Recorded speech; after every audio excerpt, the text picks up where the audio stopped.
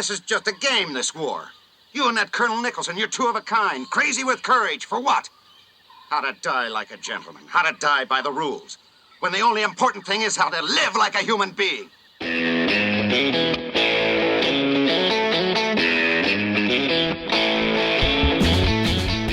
Hello and welcome once again to the Cine-Files, where this week we return to the bridge on the River Kwai. My name is Steve Morris. I'm a filmmaker and directing instructor in Los Angeles, California. I mean, do we have to? I am sweating. I've lost some weight, but the clothes are falling off of me now at this point, and it is hot.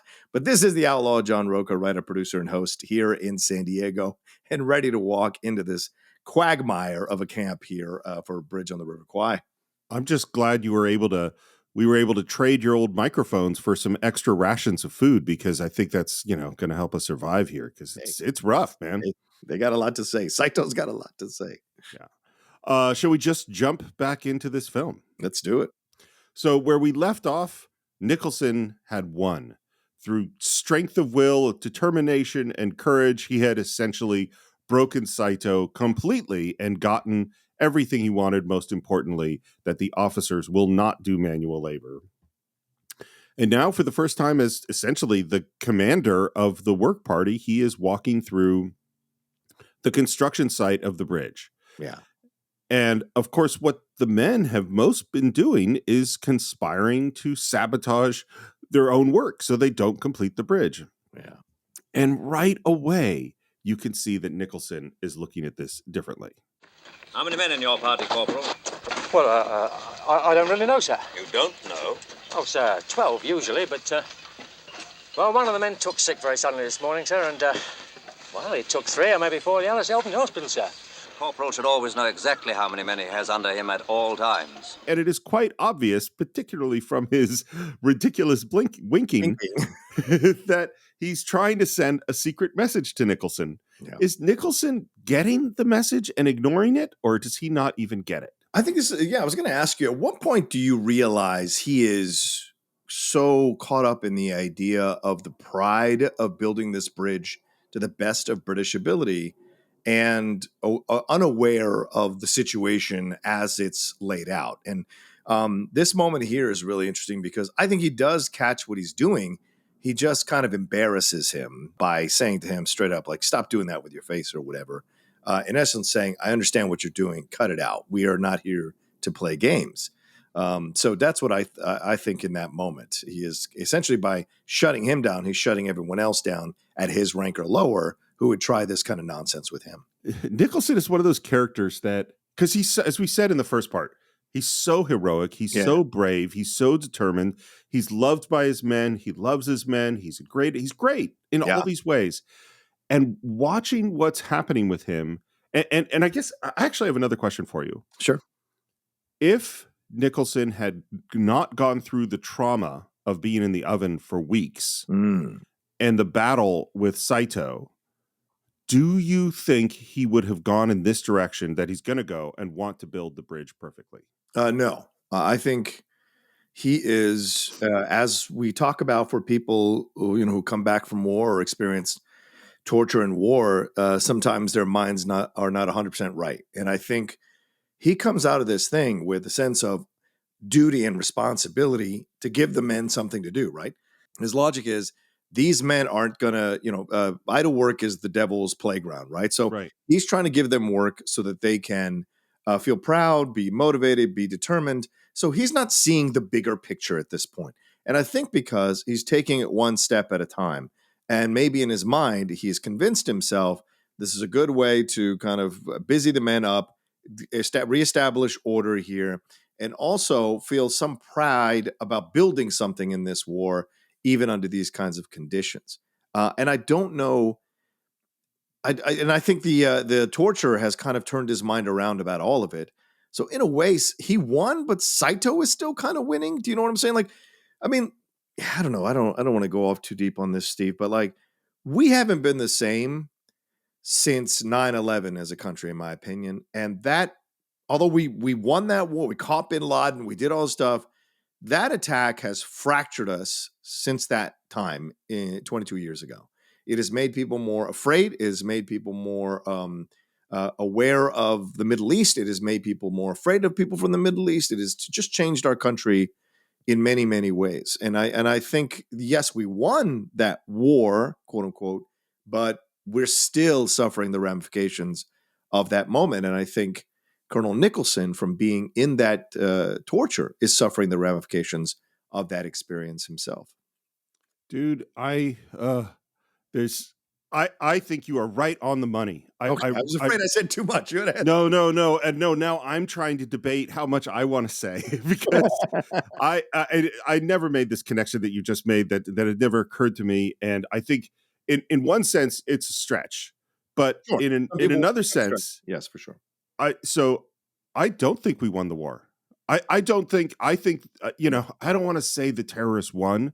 No. Bin Laden is dead. Al Qaeda has been shattered on some levels. Yeah. But I'm now really debating how much I want to say. I have a lot to say on this topic. But here's what I will say is that the purpose of terrorism is to create chaos and to cause the country that you attack or whoever you attack to do all sorts of crazy shenanigans because they're afraid of other acts of terrorists. Right. It's to destabilize. It's to destabilize. Yeah. That's exactly what happened. Yes. We spent trillions of dollars. We're still taking off our shoes at airports for no particular fucking reason. Right. We spent trillions where we win a war in Afghanistan and then lose it. We didn't win the war in Afghanistan. True. 20 years later, who's in charge? Right. We got rid of Saddam Hussein, who didn't attack us, and we destabilized that whole region. Yeah. And so we are now, the world is now, in my opinion, less safe, not just based on the attack of 9/11, but based on our responses to the attack on 9/11. Yeah. So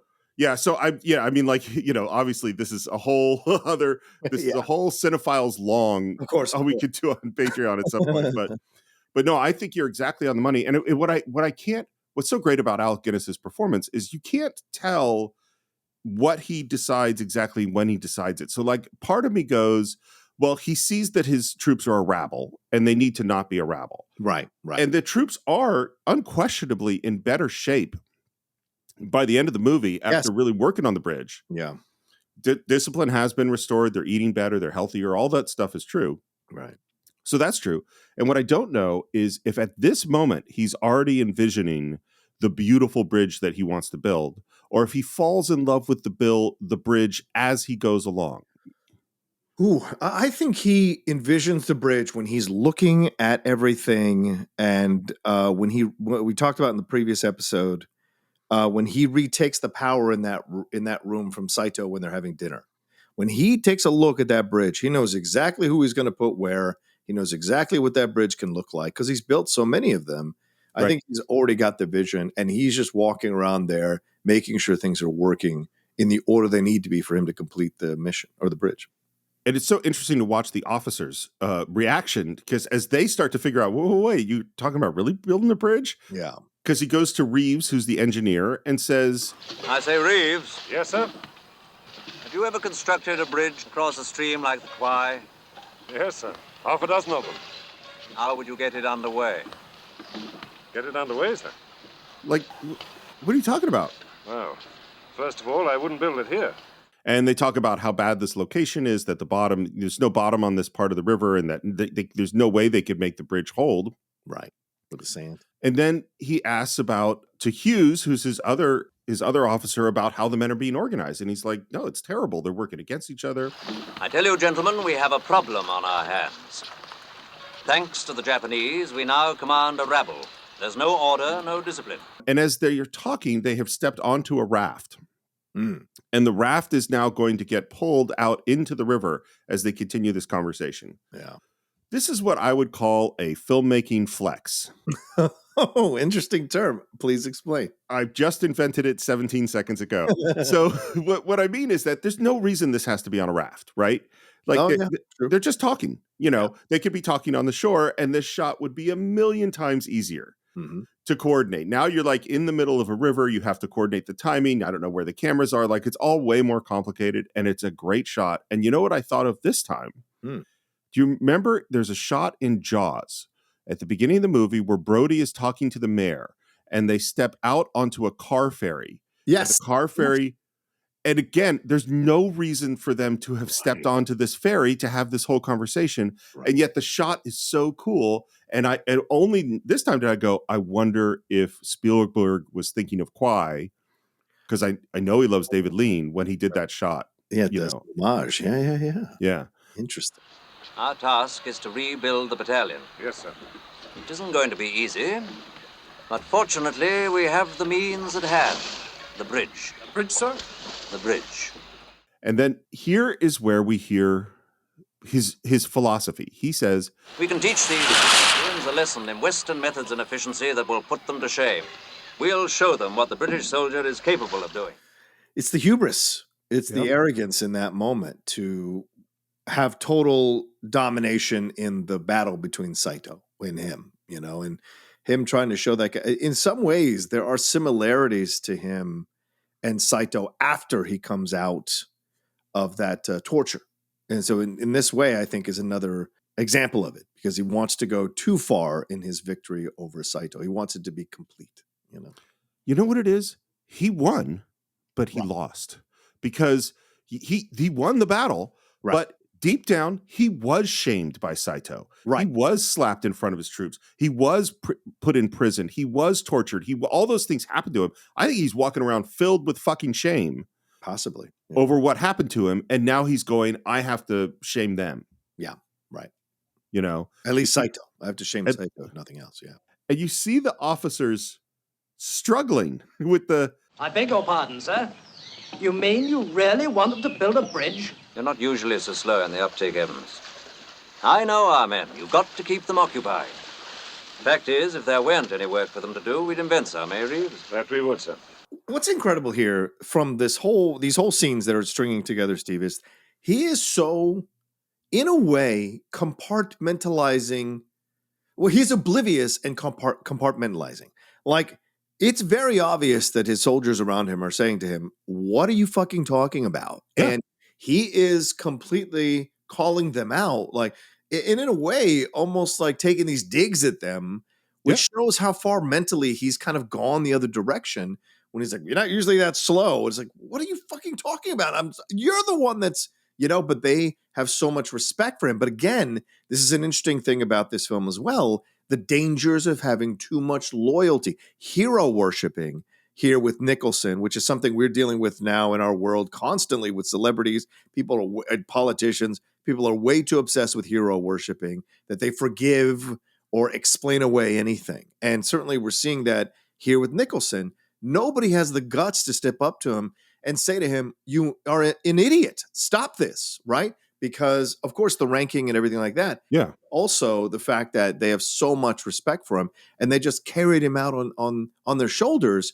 Who would have the guts to tell him to stop? So even putting aside the incredibly heroic courage and bravery and defeat of Saito, that we saw from Nicholson. Sure. Just put that aside for the moment.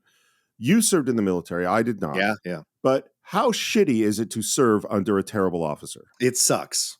It absolutely sucks. I have had 2 experiences with that, and it's the absolute worst. And because it destroys morale, all of us talk about it, when we're not around that officer, and only a few. And I did this once or twice, maybe, have the, willingness to step up. I won't even say guts, because sometimes it's craziness to step up and call them out and risk the consequences. I got busted down twice from sergeant to specialist because I stepped up to officers on 2 different occasions who were giving us stupid, busy work that was repetitive and a waste of time. And so most officers don't deal well with that. So a lot of enlisted men don't want to do that in those kinds of positions. So yeah, it's a difficult thing to step up. And I never served run under anyone as heralded as Nicholson. So I would be very hesitant to say anything to someone like that, because you give them the benefit of the doubt, Steve. Right. Well, and the thing too is, like, imagine, you've had your shitty officer experiences and then you get in Colonel Nicholson's battalion. Yeah, right. You're just like, oh my God, this guy is so great. He's amazing. That makes the stepping up to him, because you go like, look, he knows more than me. Yeah. I trust him. But it's going to be a proper bridge. Now, here again, I know the men. It's essential that they should take a pride in their job. Right, gentlemen? Yes, sir. And the music starts, and you see the officers start to smile because they're going to buy in, Yeah. because Nicholson's their guy, and they like, okay, yeah, we get it. Yeah. And I love too, by the way, this is just a totally small leadership thing, is Nicholson is such a good leader that he's willing to lower himself for someone with greater expertise, because Reeves is the engineer. Reeves, you're the key man in this situation as engineer. Tell me what you want, and Hughes and I will organize it. What do you think? Can we make a go of it?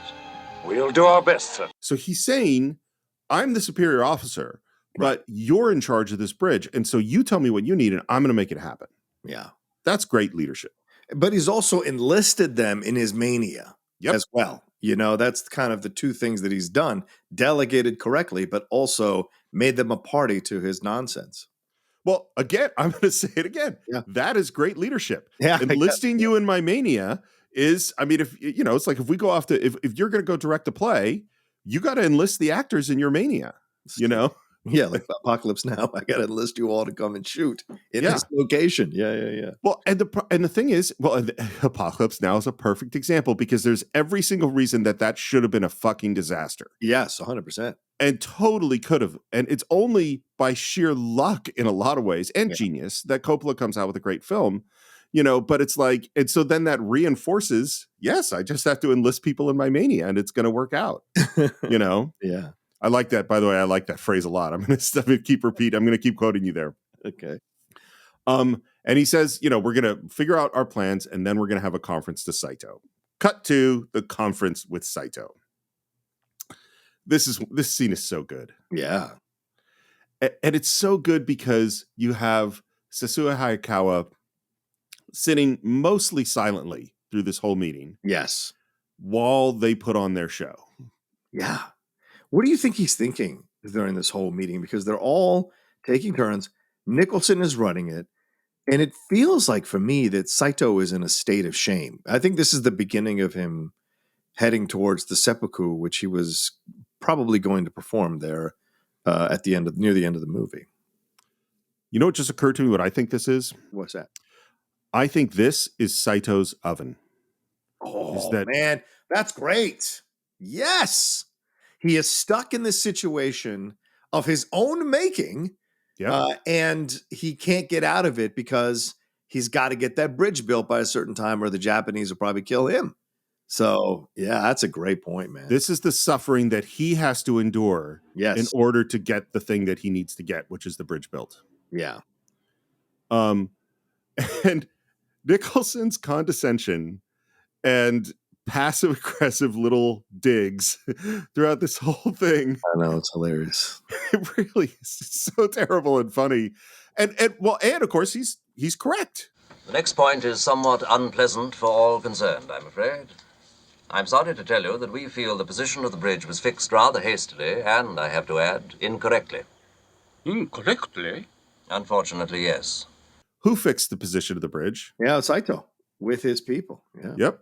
Major Reeves, our engineer, has made a careful study of the site and has come to the conclusion that the river bottom there is too soft. Too soft? Mud. And then I love, it's one thing to be the prisoner of war against the colonel who theoretically has way more power than you, and you're talking down to him. It's another thing to call in your junior officer to you explain it to Saito, and he has Reeves lecture him. Yeah.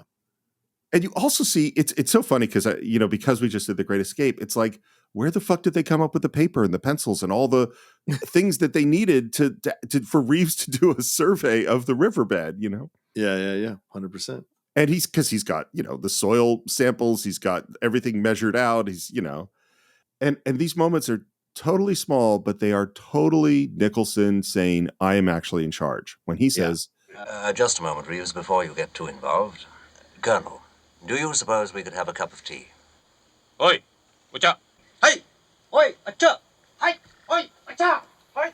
What is this? Because he does the tea and then talks about and then orders dinner as well, Steve. So is this a conscious power play on Nicholson's part, or has Nicholson, without knowing, become Saito? I think it is a conscious power play on Nicholson's part. What do you think? I don't know. Because I'm looking at him, and I know this is a show where we should have answers for these things, but I was watching it. We don't have, hey, Cine-Files fans, guess what? John and Steve do not have all the answers. Well, fair. I just think in this moment, as I watch it, I don't like, there's something weird that happens where he becomes, and I want to say this correctly, he becomes a condescending prick, is what Nicholson becomes. I think you said it correctly. Which is the danger of any arrogant person in power. And Nicholson winning this battle, instead of being humble about the victory, working with his troops to build this bridge, but also with the plan to blow it up at a certain moment, by not going that route, he's gone this other route where he is lording his power over everybody. And in a way, he's become kind of a de facto version of Saito over everybody because his troops won't question him. He has essentially castrated Saito or emasculated Saito, and so much so, and he feeling himself so much that it's not enough just to win. He also has got to rub it in your face in the way that crusty old elitist British people from the time can do. And so this is what I see that's happening here with Nicholson, which is such a danger in so many ways. There are a lot of lessons in this movie if you really break it down and analyzing it the way we are. It isn't just one message. There are multiple ones throughout this film. It's funny that Apocalypse Now came up earlier because Colonel Kurtz was a great colonel whose troops loved him. Yes. In fact, Colonel Kurtz couldn't do the insanity that he does in the end of the movie unless he is like Colonel Nicholson, an incredible human. Right.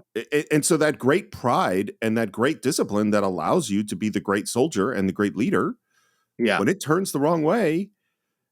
And what's so funny is, unlike Colonel Kurtz, he's not burying people and killing people and cutting off people's heads. Yeah. He's not doing anything like that. He's just building a bridge. But in its own way, this is just as nuts what he's about to do. Right. It's not just as nuts. Let me pull that back a little bit. It's not just as nuts. It is still nuts. And then we go to how we organize the troops, which they've done terribly. And at the end of this one, just like the previous thing with the moving the location, it ends with, Do you suppose it would be possible to have a meal served here? Of course. Aye. Say. Hey! It's later, we're talking over dinner.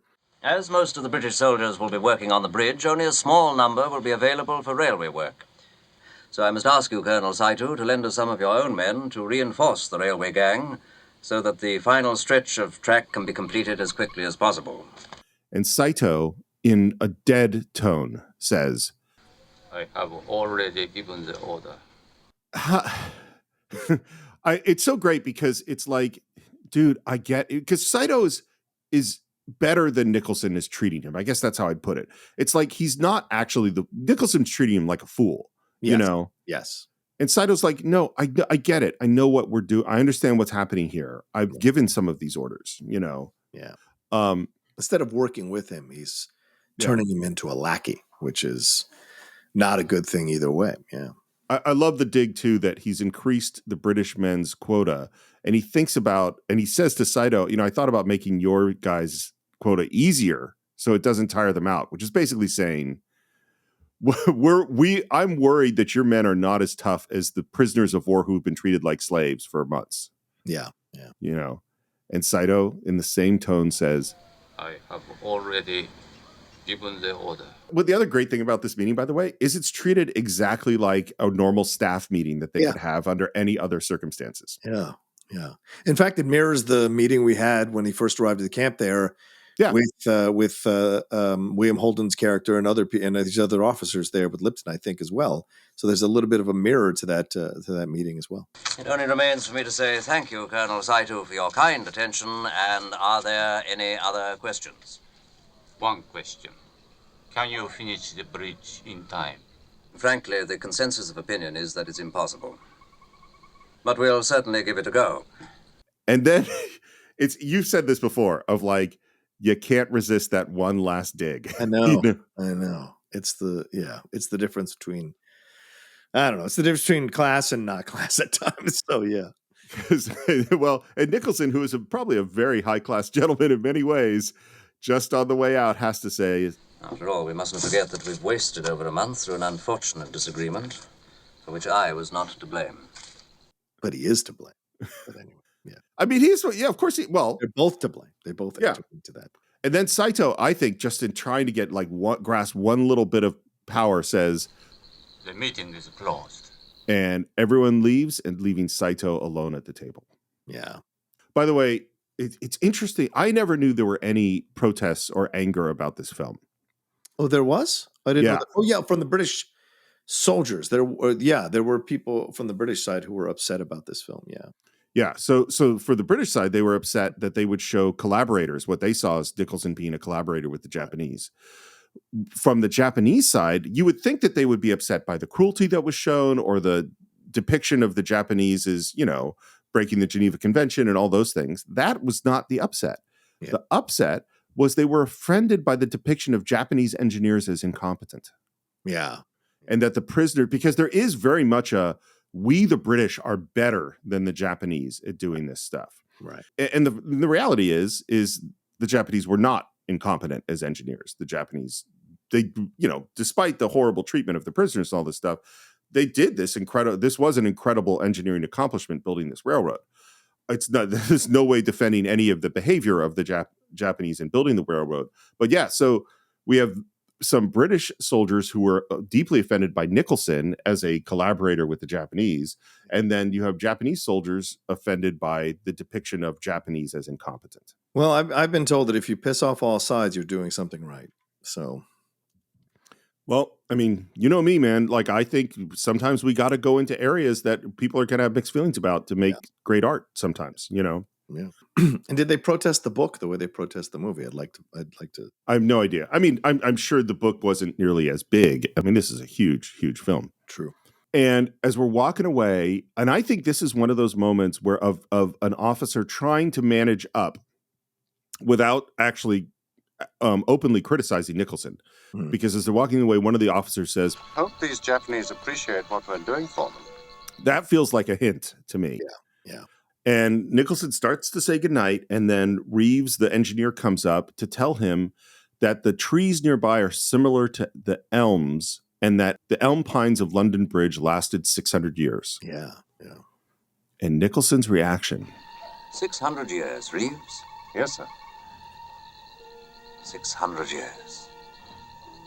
That would be quite something. And the music is very dissonant as they walk away in silhouettes. And then there is a completely bizarre cut to the Ceylon hospital right on the beach, which, by the way, the hospital is actually the hotel where the big stars and David Lean were all staying in Ceylon. Oh, okay. And then we cut to a scene which I believe David Lean described as that terrible scene with the blonde. Yeah. This is such an unnecessary scene. And I think David Lean is correct in feeling that way about it. Any guesses of why this scene is in the movie? Was he sleeping with her? Oh, yeah. No, I think absolutely. No, I'm saying... I mean, David Lean. Was David Lean sleeping with her? Oh, no. The studio forced him. They said there's no women in this movie. Oh. That's why they're also women bearers on the journey to the bridge. That makes... Oh, really? I mean, 5 years later, right? We have Arabia, which has no women in it. Lawrence of Arabia. Right? I'm looking at it. And that's David Lean as well. Yeah, 5 years later, in 1962, is Lawrence of Arabia. So, all right. That seems like an odd thing to be complaining about, but all right. Well, I don't know. I mean, we live in a world of representation matters and making sure that we have people in a film, like that's the world we're in today. Yeah, but is this the kind of representation you want? I mean, this is the problem. I mean, yes, totally. I mean, it's like putting in a scene, just adding a woman doesn't actually, I mean, I actually think Holden is charming, and it's, I don't see it as David Lean does as a terrible scene, but I do see it as an unnecessary scene. That's what I mean. It's a useless scene. It's not, and I know it reinforces the Lothario of the American soldier here. Yeah. And reinforces him as a guy who is much more about the carnal pleasures of life than he is about the officer life. So I guess you could argue that because he's a fake officer. So I guess you could argue that a guy like him would do something like this, try to hook up with a nurse or hook up with the nurse, which he has. Well, I think real officers would also try to hook up with nurses. I mean, no, they're all very high end. But I mean, the way he does it, so blatantly, Sure. so out there and so obvious, it just is. What's funny is I think there's many connections between Shears and Hiltz in The Great Escape, Steve McQueen's character. It's like, because they're going, this is the American. Look at how the American is just being American, you know? But the scene genuinely becomes interesting when Jack Hawkins walks up. And I think Jack Hawkins is just one of the great character actors. Jack Hawkins is an MVP of character acting for these epic films. He's just an MVP, man. And when he comes in, you're like, oh shit, here we go. What we got? You know, he's got that voice. He's got that angular face of his. He's got that presence. He is a battering ram in ways that is so fun to watch when he's in these movies. Yeah, it's so interesting because, like, the 3 movies I think that we've done with him, we did Ben-Hur, Lawrence of Arabia, and this. Yeah. I don't know if we've seen him in something else. Maybe we have. All 3 of those characters are different. Yes. And they're all Jack Hawkins, if you know what I mean. Yes, right. Exactly. They're all different characters, but Jack Hawkins' natural essence and energy comes through in each of those performances. Yeah. Well, look, I'll be as brief as possible. I belong to a rather rum group called Force 316. Our headquarters is up in the Botanical Gardens. I love the term a rather rum group to describe the group of commandos he's part of. Among other things, we have a particular interest in that railway you worked on, and you could give us no end of very valuable information.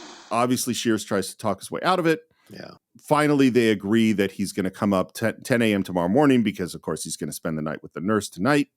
Now we're going to head up to the Botanical Garden where Force 316 is stationed.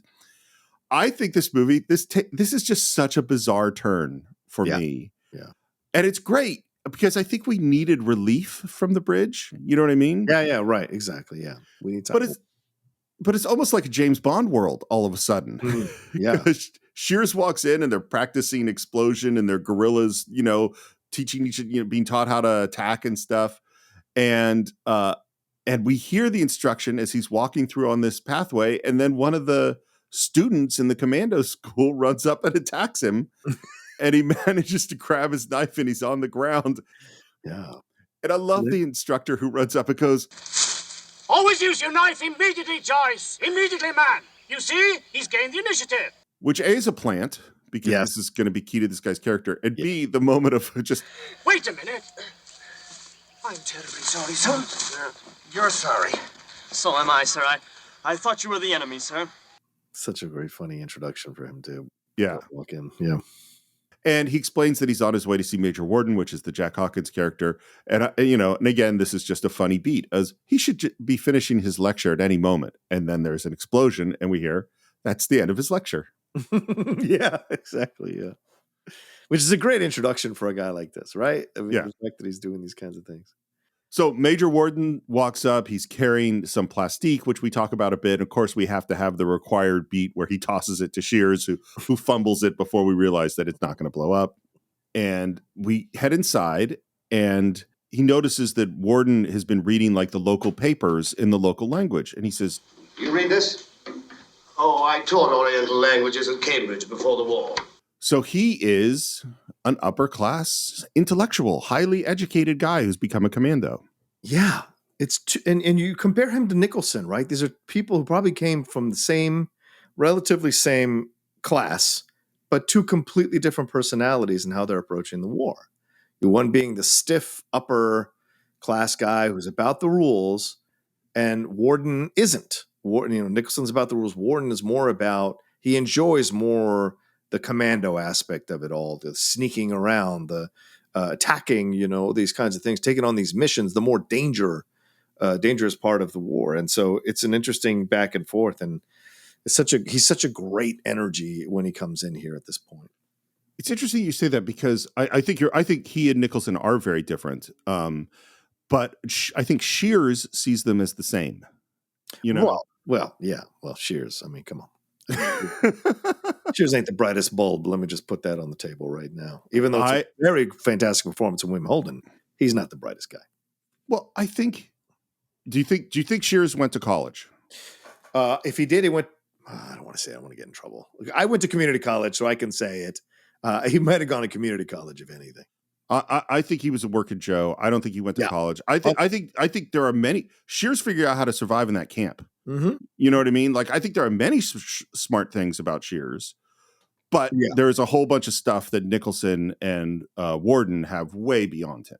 Street smarts ain't book smarts. That's for sure. And so I think he has street smarts, and he's a survivor.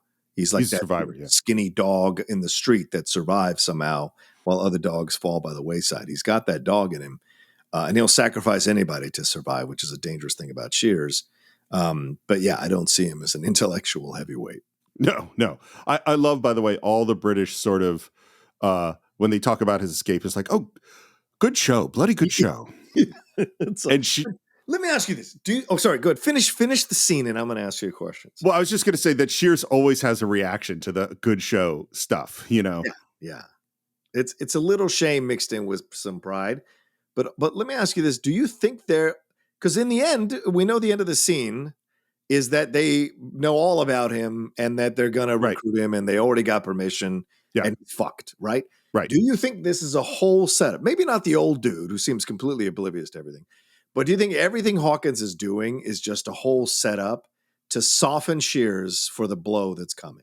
Yes, 100%. Well, and there's the moment because when he's standing at his desk, he reaches down and starts to open the file that he has. Yeah, oh yeah. And then he changes his mind and goes, I don't want to let him, because what's interesting about this movie is there's this British, what we'll call the British perspective. Not that there weren't great, brave American soldiers. I'm not saying that, but there's a very, very British thing going on where they believe, because what's similar about Warden and Nicholson is this strong belief in duty and in courage and in what you're supposed to do for your country and how you're supposed to live. And so I think he's hoping that somehow Shears is going to volunteer, that he can get Shears to volunteer without bringing out this file. Even though he knows the guy is a fake officer. Yes. I think, well, and that's what's would Nicholson have ever done anything with Shears after he knew that he was a fake officer? No. And for Warden, that actually doesn't matter. Right. For Warden, it's almost like it actually works in his favor. Yeah. That he was willing to do these things because he can be sneaky if he needs to be. And he's certainly willing to take a chance to be thrown in the brig with these dangerous decisions of his. So, yeah. Yeah. There's a great moment where the thing that Shears is curious about when they're talking about the prisoner of war camp is he says, Say, do your intelligence people have any idea what happened to that Colonel Nicholson? No. He had the guts of a maniac. They were about to shoot him and he didn't bat an eye. And Warden's response, I think, is fascinating. And I think it highlights the distinction between Shears and Warden and Nicholson, which is, he says, Well, I suppose if you're about to be shot, there isn't a great deal you can do, is there? Which is so, it in one sense, it might be true. In another sense, it's so, like, such a British underplay. You know what I mean? Yeah, 100%. Yeah. Like, oh, well. And we talk a little bit about the railroad and that the job of these commandos are to prevent them from building the railroad. It's too far for bombers to carry an adequate load, so we shall have to go in and smash it up on the ground. With demolition equipment through that jungle? Yes. And this is where he starts to drop the hints of, we want you to come along. Because he says, our chief problem is that of firsthand knowledge. You see, none of us has been there. Yeah. And Warden kind of gleefully says, Colonel Green has given me the Kwai Bridge. I'm going to take a team in and blow it up. And Shears goes, lucky you. Well, it is only one question, actually. How would you feel about going back? And Shears' face falls and he goes, come again. I know, under the circumstances, it's a bit much, but you see, you do have a unique knowledge for our purpose. And we'd love to have you with us. You mean to tell me that's why you brought me here? To ask me this? And this is where this is the moment, John, where I was suddenly happy that we did Great Escape first. Oh, because what did they ask Hiltz to do? Escape from the prisoner of war camp and then come back. Yeah, right. With information. Yeah. And that is now what they're asking Shears. And the tone of the movie is totally different. Yeah. But structurally, that idea of, and this idea of the American who's looking out for number one, looking out for himself. In the Hiltz case, it's heroic. Right. Like, okay, I see my friend die. I'm going to help you because I want to I want to do the right thing. Yeah. In the Shears case, he just has no choice. Yeah, exactly. Yeah. And the first way he tries to get out of it is like, look, I'm U.S. Navy. You can't, I'm not part of you. And they go, oh yeah, your Navy's already handed you over to us. Which is, and you see him take that in. They can't do this to me. Well, I'm afraid they have. It was awfully difficult to know how to break it to you. No, but they can't do this to me. I really mean it. My Navy's made a mistake. Oh? What's so funny, because Warden already knows. Yeah. And so he's just watching him sort of twist on the hook, Mm-hmm. Finally, he says, I'm not a Navy commander. I'm not even an officer. Oh. No, the whole thing's a fake. I'm just an ordinary swab jockey, second class. And describes what happened, which is he sunk. He was with an officer. The officer got killed. And he, thought, well, I might be better off. The officer might get better treatment. And then I love the moment where he goes, not that it did me any good, because at Saito's camp, the officers worked along with the rest. Yes, there's always the unexpected, isn't there? Anyway, that's the whole story. And the point of it is that you can't use me. You want an officer for your team, an American commander named Shears, and he doesn't exist. And then Shears has some ridiculous plan about how he's going to get out of this. Yeah. When they find out, which I don't think his plan makes a lot of sense. Because I didn't serve in the military, but John, my understanding is that impersonating an officer is kind of a big deal. It is a big deal. Yeah. And maybe you could get away with, I think what he's trying to claim is that he's unstable or unwell or whatever. And you could probably try that action, but that also is, could be possible at the time, could be seen as even doubly shameful if that comes down the way it comes down. But like I said, he's a scrounger. However he can survive, he's going to survive. So it makes sense. It's like the Terminator. He's almost becoming like the Terminator T-1000 when it gets thrown into the lava or the melted metal, becoming all the different personalities trying to get out of it. And it's that's what I see William Holden or Shears doing here in this moment. He's trying to come up with whatever excuse or whatever string of words that'll get him out of the situation, and he can't. And my Navy finds out who I am. Those temporary orders you've got won't be worth the paper they're written on. And this is where I love when things are set up beautifully in the movie, because there was just this vague shot that you noticed of Warden touching this file earlier in the scene. Yeah. And now he reaches down and opens up the file. And the moment that he does that, you go, oh, they already know. Yeah. You're so fucked. He pulls out a photo and goes, this is your photograph, isn't it? I love Shears is just like, fuck. I know.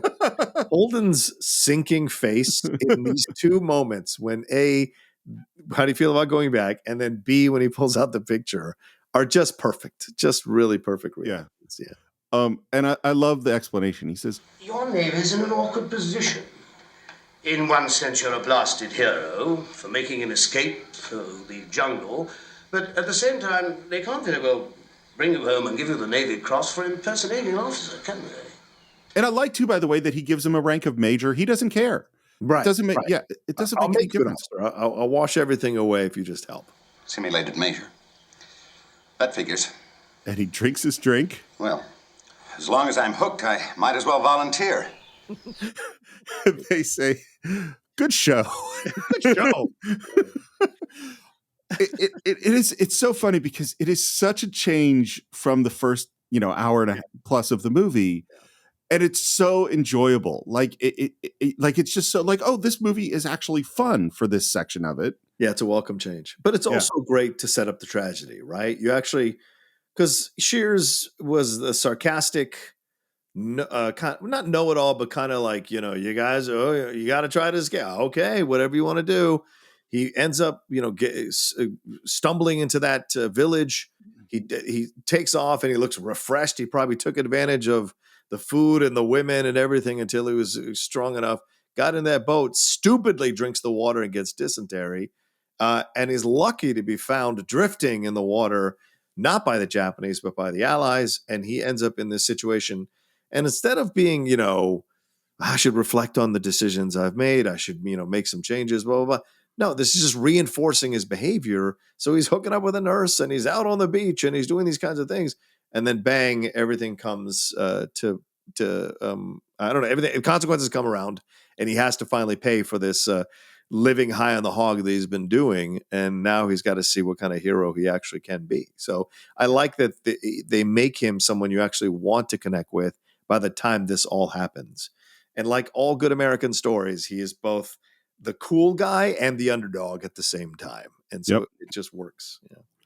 You know, what just occurred to me as you're speaking is that there's this weird way in which he's Nicholson, which is that Nicholson stepped into the ultimate version of a certain role, which was being the perfect British officer in all these ways. Yeah. And then he went through a trauma and doubled down on that role, and which took him in a direction which is the opposite of where he should want to go. Yeah. Shears took the role of, I'm pretending to be an officer. I'm full scammer with no, thing, went through this trauma, gets to the hospital and doubles down on it. Yeah. He could have gotten out and said his real name, and I escaped from this prisoner of war camp. Yeah. But he chose to double down on it, and then that leads him to going to do the opposite of what he wants, which is going back to the bridge, Yeah. Speaking of the bridge, we had back there, and now you can see that they're really working on it and being more successful about it. Yeah, it looks. And Nicholson is walking along the edge and looking at the work, and you can already see on Alec Guinness the love for the bridge. He's so lost. So one of the things that I didn't think about very much until doing my research, they had to build this bridge. Yes, legitimately had to build this bridge. They had to build this bridge in the middle of the jungle. This is, in any stretch of the imagination, a huge shoot. This is not a place where there was all sorts of logistical support for making a big movie. They essentially had to build a city.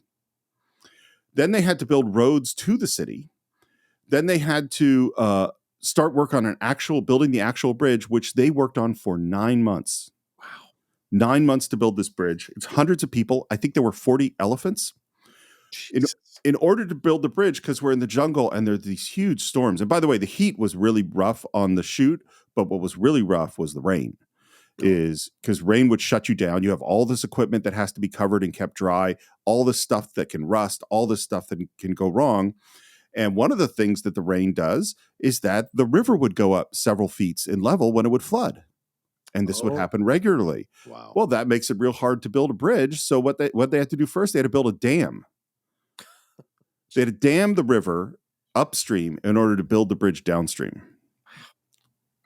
I mean, that's for a movie. For a movie. So we have Clifton going through and finds a guy with an infected foot, and the soldier who he says you got to get to sickbay is upset about it. Yeah, because he doesn't want to look bad in front of Colonel Nicholson. Get up to sickbay, Baker. This foot's infected. The colonel might think I'm malingering. I'm the medical officer, Baker. Get cracking. That's the kind of hero it is so ingrained, right? And we see this in sports, Steve, all the time. Players playing with injuries to impress their coaches or their family members or the fans, right? Or themselves even, to be honest. So we see that all the time. So a guy like this doing this in military makes all the sense in the world. Well, and when it's for a good thing, we go, that's awesome. Right. And of course it isn't. I mean, like the football one is you have these people who end up with these traumatic industries that are life-changing down the line. But at the time, all of our stories are about, he had 3 broken fingers and he went back in, or, Yeah. We go, what a hero. Yeah, I was rewatching The Last Dance, which is that Chicago Bulls documentary. It's so good. Jordan, it's fantastic, right? Just it was randomly on last night because I was working on a bunch of things and posting shows. And the food poisoning game, it's not the flu game, it's actually food poisoning that he had. And his mom is the one who didn't want him to play. His mom was like, you cannot play in this condition that you're in. But for him, it was so important. It was game 5 and it burnished his legacy, right? So it's those things you got to know when the right time is to play through the injury and when isn't the right time to play for the injury. Because we've also seen players play through injury and become, walking zombies, the CTE, the unable to walk sometimes. I mean, Earl Campbell, one of the greatest running backs ever, can barely walk. So it's like those kinds of things you kind of have to factor in on a case-by-case basis. But by the way, the ability to play through nausea, I don't get. Like I've played hurt. I've done martial arts where I was hurt and I was limping and I kept sparring or whatever. I pain I could deal with. Nausea I cannot. Yeah. Like nausea, I'm just a little puddle on a couch. I was watching, Cal, I'm a Cal football fan, and Cal has had, while they've rarely been a good team, has had excellent quarterbacks. Right. And one of them, and it might have been Aaron Rodgers, but I can't remember for sure. And I remember I was at the game, and whoever the quarterback was, who definitely went on to the NFL, had the stomach flu, and I watched him in the huddle. Yeah. He stepped out of the huddle, turned to the side, threw up, took the ball, and threw for a touchdown. And I was like, dude, that is some impressive stuff. Yeah. You hear about those stories. Some of those NFL guys who are sick, they throw up on the field and keep playing. So you're playing amongst people's puke. It is not a glory job. Let's just say it real quick. Yeah. So the first thing that happens, we're with Clifton and Nicholson. And one of the things we should say is throughout all of this, Saito is always there. He's in the background somewhere watching this. How's he behaving? I must say he's been most reasonable since we took over. I wonder what he's thinking. And in the most dismissive way. I haven't the foggiest. Yeah.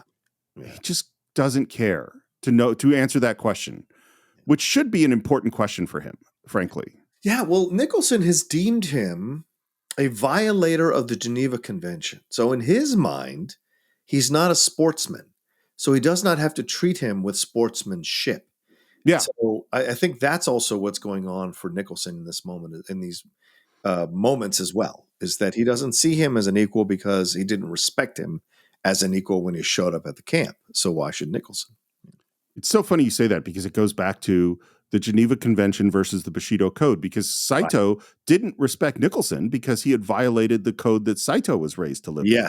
Yes, exactly. And in doing so, he violated the code that Nicholson was raised to live by, and now Nicholson dismisses him. Yeah.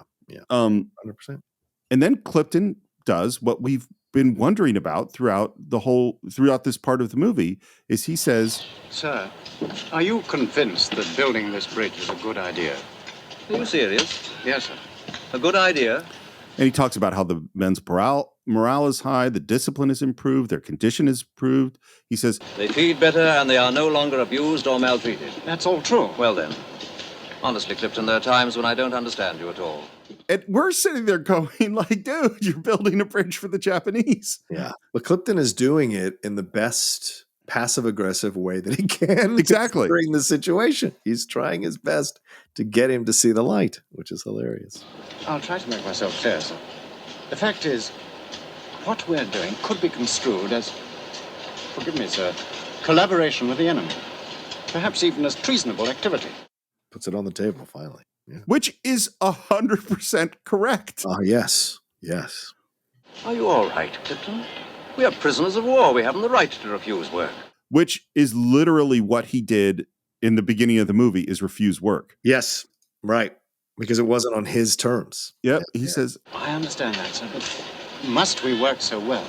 Must we build them a better bridge than they could have built for themselves? And I think Nicholson makes an excellent comeback to this, because he says, if you had to operate on Saito, would you do your best or would you let him die? That's a great counter, by the way. Yeah. Yeah. And I think it's a perfect counter, and his premise, of course, is wrong. Yeah. Which is, this is not a dying person on an operating table. This bridge is a weapon of war. Don't you realize how important it is to show these people that they can't break us in body or in spirit? I'm just so caught up in the status of it all. Yeah. Ridiculous. Yeah. It's funny in those Patrick O'Brien books I've read many times. Mm-hmm. One of the big things that they always find that Jack is the captain, and one of the things he hates is these spit and polish captains who care more about how everything looks than actually creating a fighting machine on the ship. One day the war will be over, and I hope that the people who use this bridge in years to come will remember how it was built and who built it. Not a gang of slaves, but soldiers, British soldiers, Clifton, even in captivity. I mean, just like, what is wrong with you? Yeah. By the way, for this entire scene, standing on a rock in the background, just in the noonday sun, is Saito. Well, I mean, as you were saying, David Lean and Nichols and Guinness having issues, and here he is doing the same thing to Sasuke Hayakawa. So, it's what's good for the goose is good for the gander, I guess. Well, I mean, is David Lean Nicholson? You know what I mean? Like, exactly, yeah. Like, maybe that's a great point. Yeah. I mean, he's like, this is what is necessary. Well, and actually, he's not Nicholson. It's because Nicholson is not cruel in the way that it sounds like David Lean can be. Yeah, but definitely, like, if I want you to stand in the sun for hours because I want to get this fucking shot, then that's what you're going to do. Yeah. By the way, some of we talked about how some British soldiers responded to this movie. Some of them said that a man like Nicholson would be shot by his own men. Wow. Yeah. Interesting. Wow. Which is also a thing that happens in war. Yeah. I don't know if I believe them, but okay. I think what we are shown in this film is just how much fucking love his men have for him and admiration. So I don't know that in this particular case. I was saying it's not Niedermeyer from Animal House whose men shoot him, as we'll find out at the end of the Oh my God. By the way, what did Niedermeyer think of the bridge on the River Kwai? I think he thought that Nicholson was awesome. Oh, he did. 100%. Now that's a soldier. Because Animal House I think it takes place in like 63 or something. Yeah. So of everybody in that fraternity definitely watched Kwai. So we're back with Commando training. We see the blonde leaving. It's obviously in the morning. So, okay, we know where she has been. And Shears runs up late to his meeting with Colonel Green and with Warden. The main reason I asked you here today was to help us pick the fourth member of your team. Ask Mr. Joyce to come in. Sir. Chapman here wants Joyce, but I have my doubts about him. Now, Joyce is the guy that attacked Shears earlier on in the film. Right. Frankly, I think he has too much imagination as distinct from cold calculation. My guess is Colonel Green was also a badass in his day. Yes, 100%. Yeah. 100%. The old man took care of business for sure. What's interesting is that he wants Shears' opinion. Right. Does he know that Shears was impersonating an officer? I think he does. Yeah. Which is why he asks his opinion. More a learned opinion in this particular situation.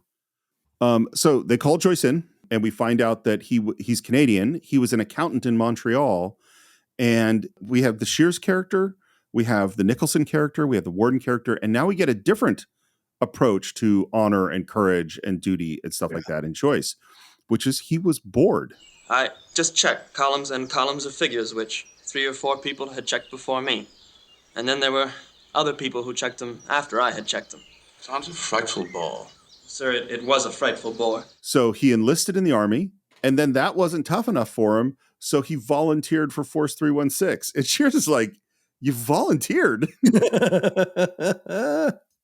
It's so antithetical to Shears' motto in life, which is to not volunteer for anything. Never volunteer.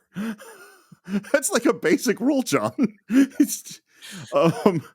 And Colonel Green pulls out a knife and says, think about this. And he says, are you quite sure you'll be able to use it in cold blood? Yeah. And Joyce gives a truly honest answer. I don't honestly know, sir. I've tried to imagine myself. I suppose I find it hard to kid myself that killing isn't a crime. This is the beginning. This character, I think, Steve, is the beginning of the anti-war message, right? You can kind of maybe extrapolate that from the interactions and the torture and the pain and the mania. You could argue the kind of functioning mania that Nicholson has in building this bridge. But this kid is the beginning of like the idea of this being a bit of an anti-war film, you know, seeing his questions, his legitimate questions he has, which was probably revolutionary in 1957 to having a kid questioning whether he would be able to and should he kill, you know, in war. So I kind of love that. Even though we've had, you know, a number of novels and stuff throughout since the 1900s talking about people questioning the value of war in literature and in film. But I think here's the moment that I think it starts to make a little bit of a turn. Well, this is why this is a deep movie, you know, in the way that The Great Escape is not a deep movie, because you've got the most heroic and admirable character in Nicholson, I would say, doing something that's really wrong. Yes. You have Shears, who's like going just reality. This is all bullshit. I'm a slave. This is a horrible torture. And the only way to deal with it is to lie, you know, and then you have Warden, who's like the heroic guy ready to go in. And then you have Joyce, who's wrestling with the conflict between his romantic notions of being a soldier that he had when he was an accountant, and the reality of actually killing somebody in cold blood, stabbing them in the back. You know, There's a lot of, do you build the bridge or do you blow it up? You know, or do you just walk away? And I like, by the way, that Warden is impressed with Joyce's honesty. Mm-hmm. Mm-hmm. And then they ask Shears' opinion, and he says, "Well, sir, he's Canadian, and that's in keeping with the international composition of this outfit. If he wants to go that bad, he can even take my place." Of course. And then there's just like a casual mention of the parachute jump, and they say, "You've had parachute training, of course." He says, "No, sir." I love the response. "Blast, this is awkward." So Warden goes off to arrange some practice jumps for Shears, and now he's alone with the Colonel. Yeah, by the way, here's something that'll interest you. The new L pill. L pill? L for lethal. Instantaneous, painless. Much better than the old ones. For capture, of course. I don't ever want to do a job where someone hands me an L pill. I love that. It's the furthering of Shears going like, God damn it. What's wrong with you people? What is happening? Because what they hear is that if someone gets wounded, we're going to have to leave them behind. Yes. Which is obviously another plant of something that's going to happen later on. Colonel, you want my honest evaluation of this team? I didn't want to speak out in front of the others. I understand. Go ahead. Well, Chapman will be fine. Ice water in his veins. I love that setup because he's the dude that's going to instantly die on the jump. Yes. You know? Right. It's Warden I don't get. No? Why not? Oh, Cambridge Don and all of that. You know, it's one thing for him to play around with explosives like a kid with firecrackers. So he has an image of who Warden is. Right. He sees Warden like Nicholson. He compares them and thinks they're the same, but they're not, which is find out, you know. Well, and he goes like, you know, oh, you studied Oriental languages in Cambridge.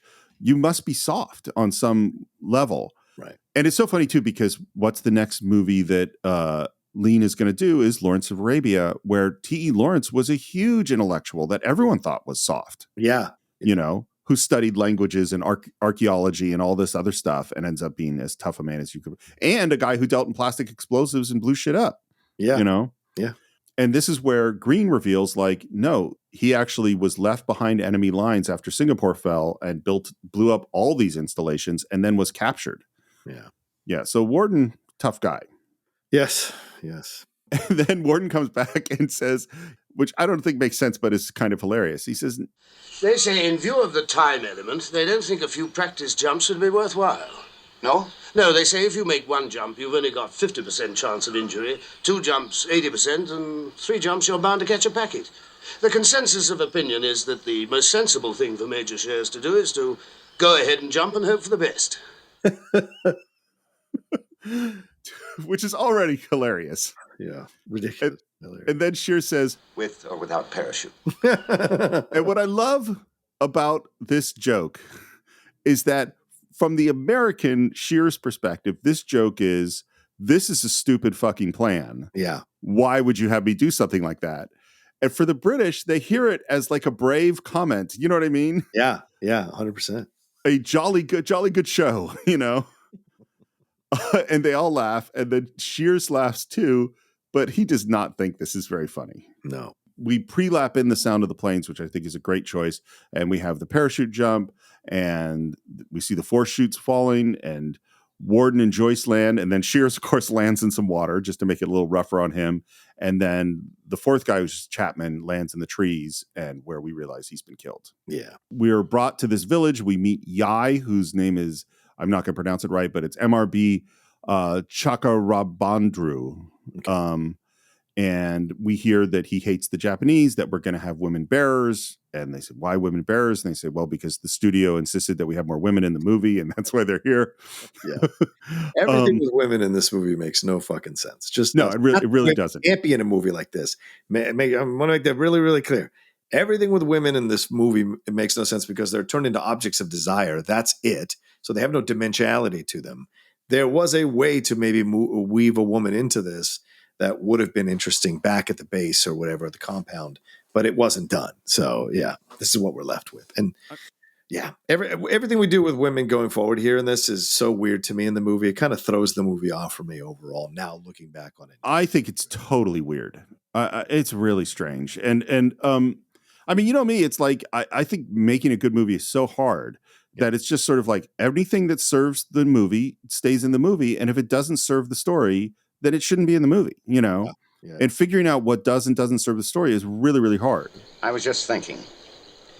You speak Yai's language. I don't. He's going to lead you back to the River Kwai himself, by a route I never took.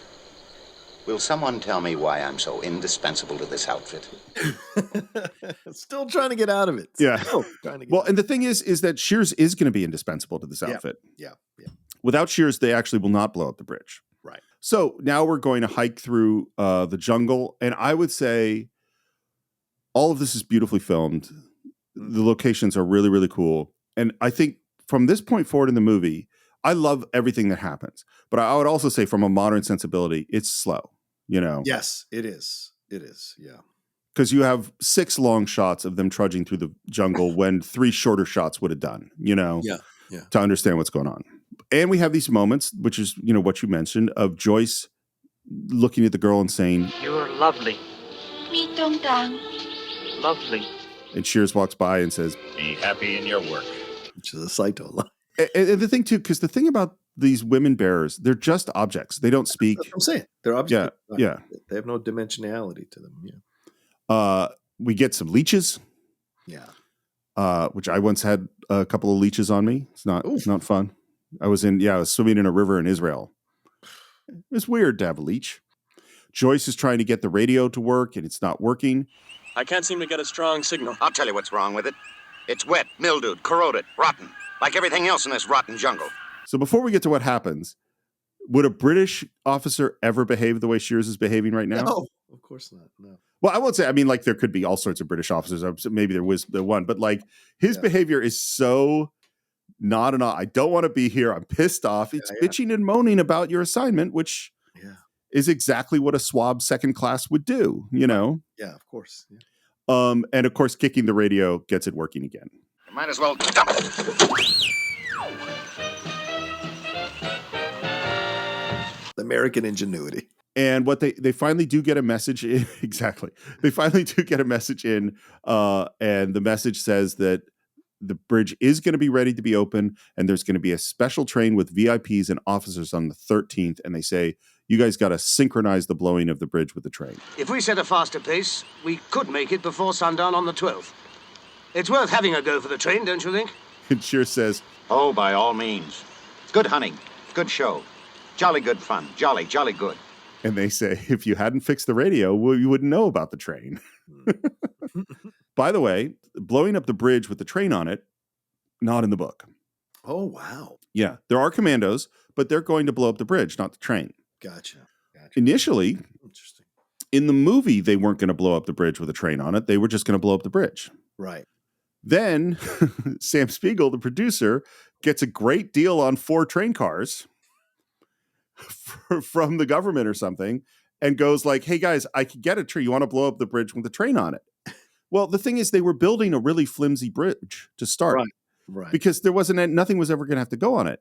Now they had to have a bridge that was strong enough to support a train. So the construction of the bridge got way, way bigger to make this happen. Speaking of the bridge, we're back there. Nicholson watches the men's work and then he heads to the hospital. We are facing a crisis. Yes, sir? I've just spoken with Reeves and Hughes, and we are not going to finish the bridge on time. Oh. We just haven't the manpower, that's all. I've asked the officers to lend a hand, and they've agreed, but even that won't do it. You mean the officers are going to work on the bridge? Yeah. Which is what he was against from the beginning. Ugh.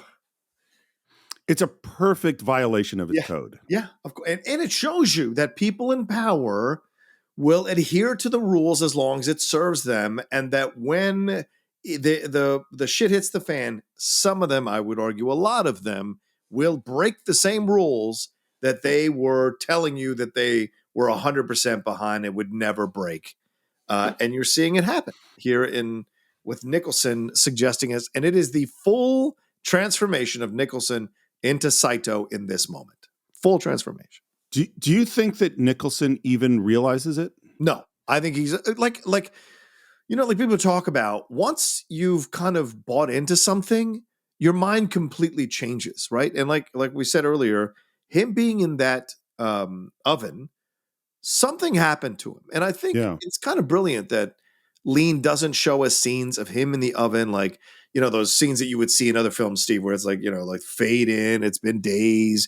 He's like just Malcolm X. Yeah, like Malcolm X, or like the Hurricane, right? Hurricane, where we see Denzel Washington start to flip out in the prison and have conversations with himself as Reuben Hurricane Carter. And so seeing it here, we don't have that. So we have to extrapolate what we think might have happened in that oven. And I think he absolutely just went someplace else. And of course, his physicality coming out every time being worse and worse, you can imagine what his mind was doing as well. So in this moment, when he makes this decision, it just seems so logical because of the new framework of his mind ever since he came out of that oven, It's funny. I this is not a worthy comparison. I don't mean to compare it in any way, but and yet I'm going to make this comparison now, which is there are similarities between military work and filmmaking work because there's lots of organization, lots of stress, not the level of stress. A hierarchy.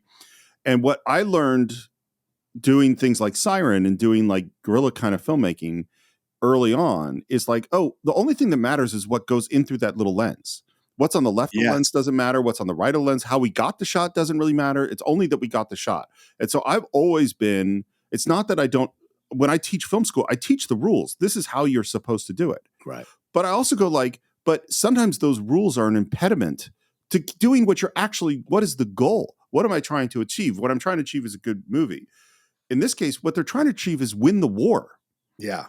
Right. Whether if I can, and I think I've said this on the show before, if I can get a great performance out of you by making myself look like a fool, I will make myself look like a fool because what matters is your performance on what people think of me doesn't matter, Yeah. Like Nicholson at this point, it's all about status and appearances and that's all that matters to him.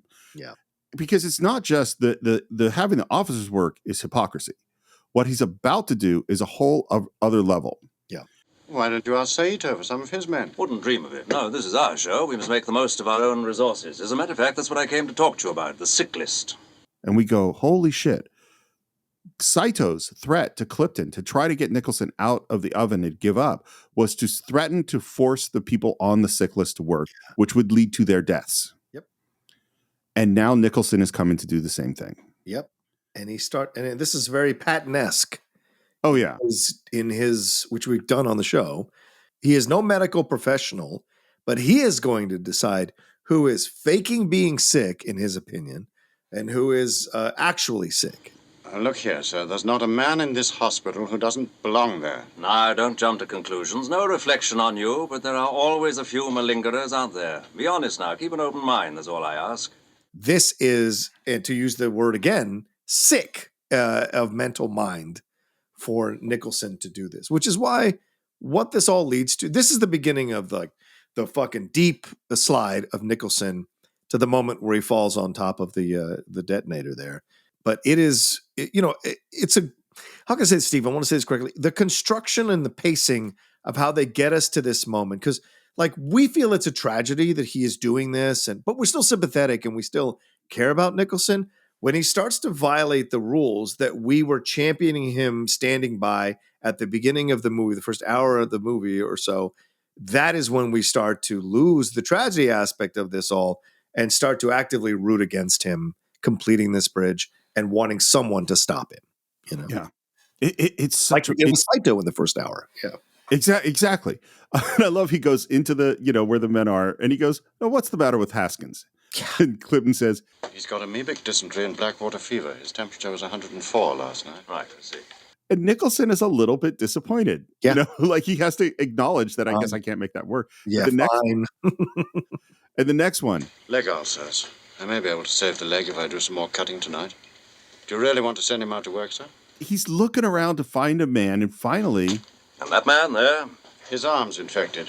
Most of them are so run down their wounds won't heal properly. Yes, but I wonder in a case like his if fresh air and light duties mightn't do him more good than being cooped up here. He's so fucking delusional. Yeah, delusional. It's a hubris. Yeah. Light duties? Yes, after all, it's not our policy to keep a man in hospital just because he's scratched his arm, is it? And to be really clear, in the jungle, a scraped arm could mean death. Yeah. Disinfection. Yeah, of course. Yeah. It's a huge plot point in King Rat of one of the main character gets an infection and almost loses his arm. Like it's serious stuff. So now this method isn't working for Nicholson. So he turns to one of the soldiers and says, "Tell me, you feel up to doing a little light work on the bridge?" And I love that this patient, who's got an injury on his arm or something, looks to Clifton. Yeah. And Clifton doesn't help because there's really nothing he can do. And he says, "Anything you say, sir?" "Good show." It's an obvious question, but does this guy feel up to doing some work on the bridge? No. And now he addresses the men. It goes without saying, I'm proud of all of you. But we are facing a crisis. And for those of you who feel up to it, how about lending the others a hand, eh? Fetch and carry, a spot of paint here and there. What do you say? And the music rises. And it is triumphant music in its way. Yeah.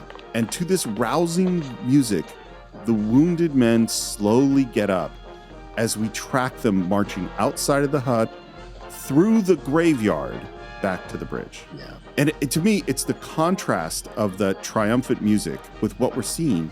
And these men are being courageous. You know what I mean? Yeah. They are being tough and courageous, and it is tragic. Yeah, 100%. And I just want to say one more thing about this is that this isn't even about completing the bridge. This isn't even about building a better bridge than the Japanese could build.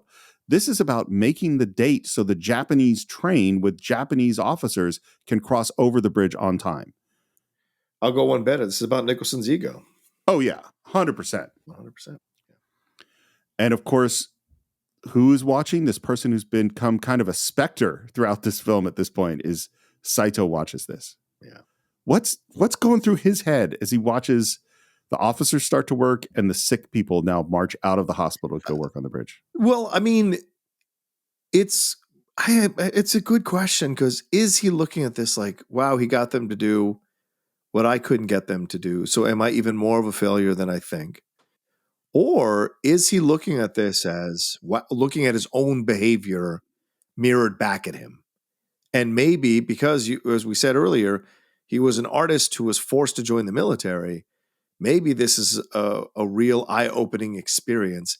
And just maybe, and look, I'm extrapolating, so I'm making my own analysis at this moment on the spot, is that maybe this is actually what leads to the seppuku, or the desire to seppuku, is not the shame necessarily, because he is going to get the bridge done on time.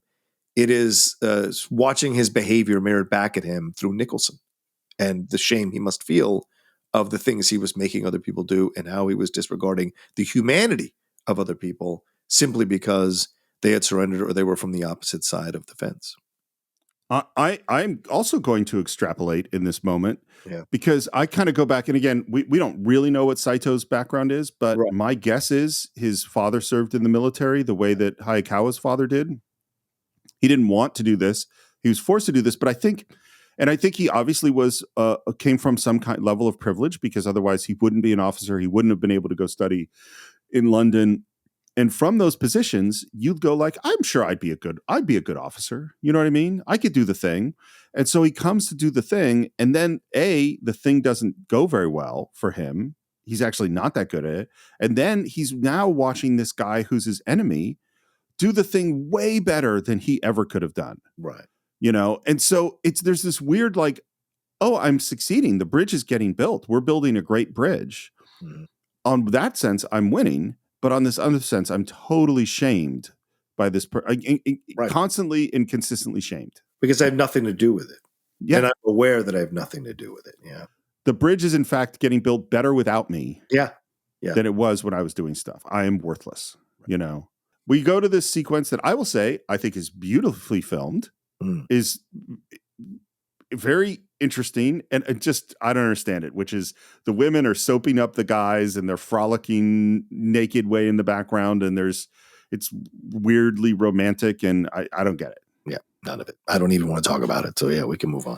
Well, the only thing I want to talk about is that what happens, which is really well done, is this giggling young woman is running away and runs right into a Japanese soldier.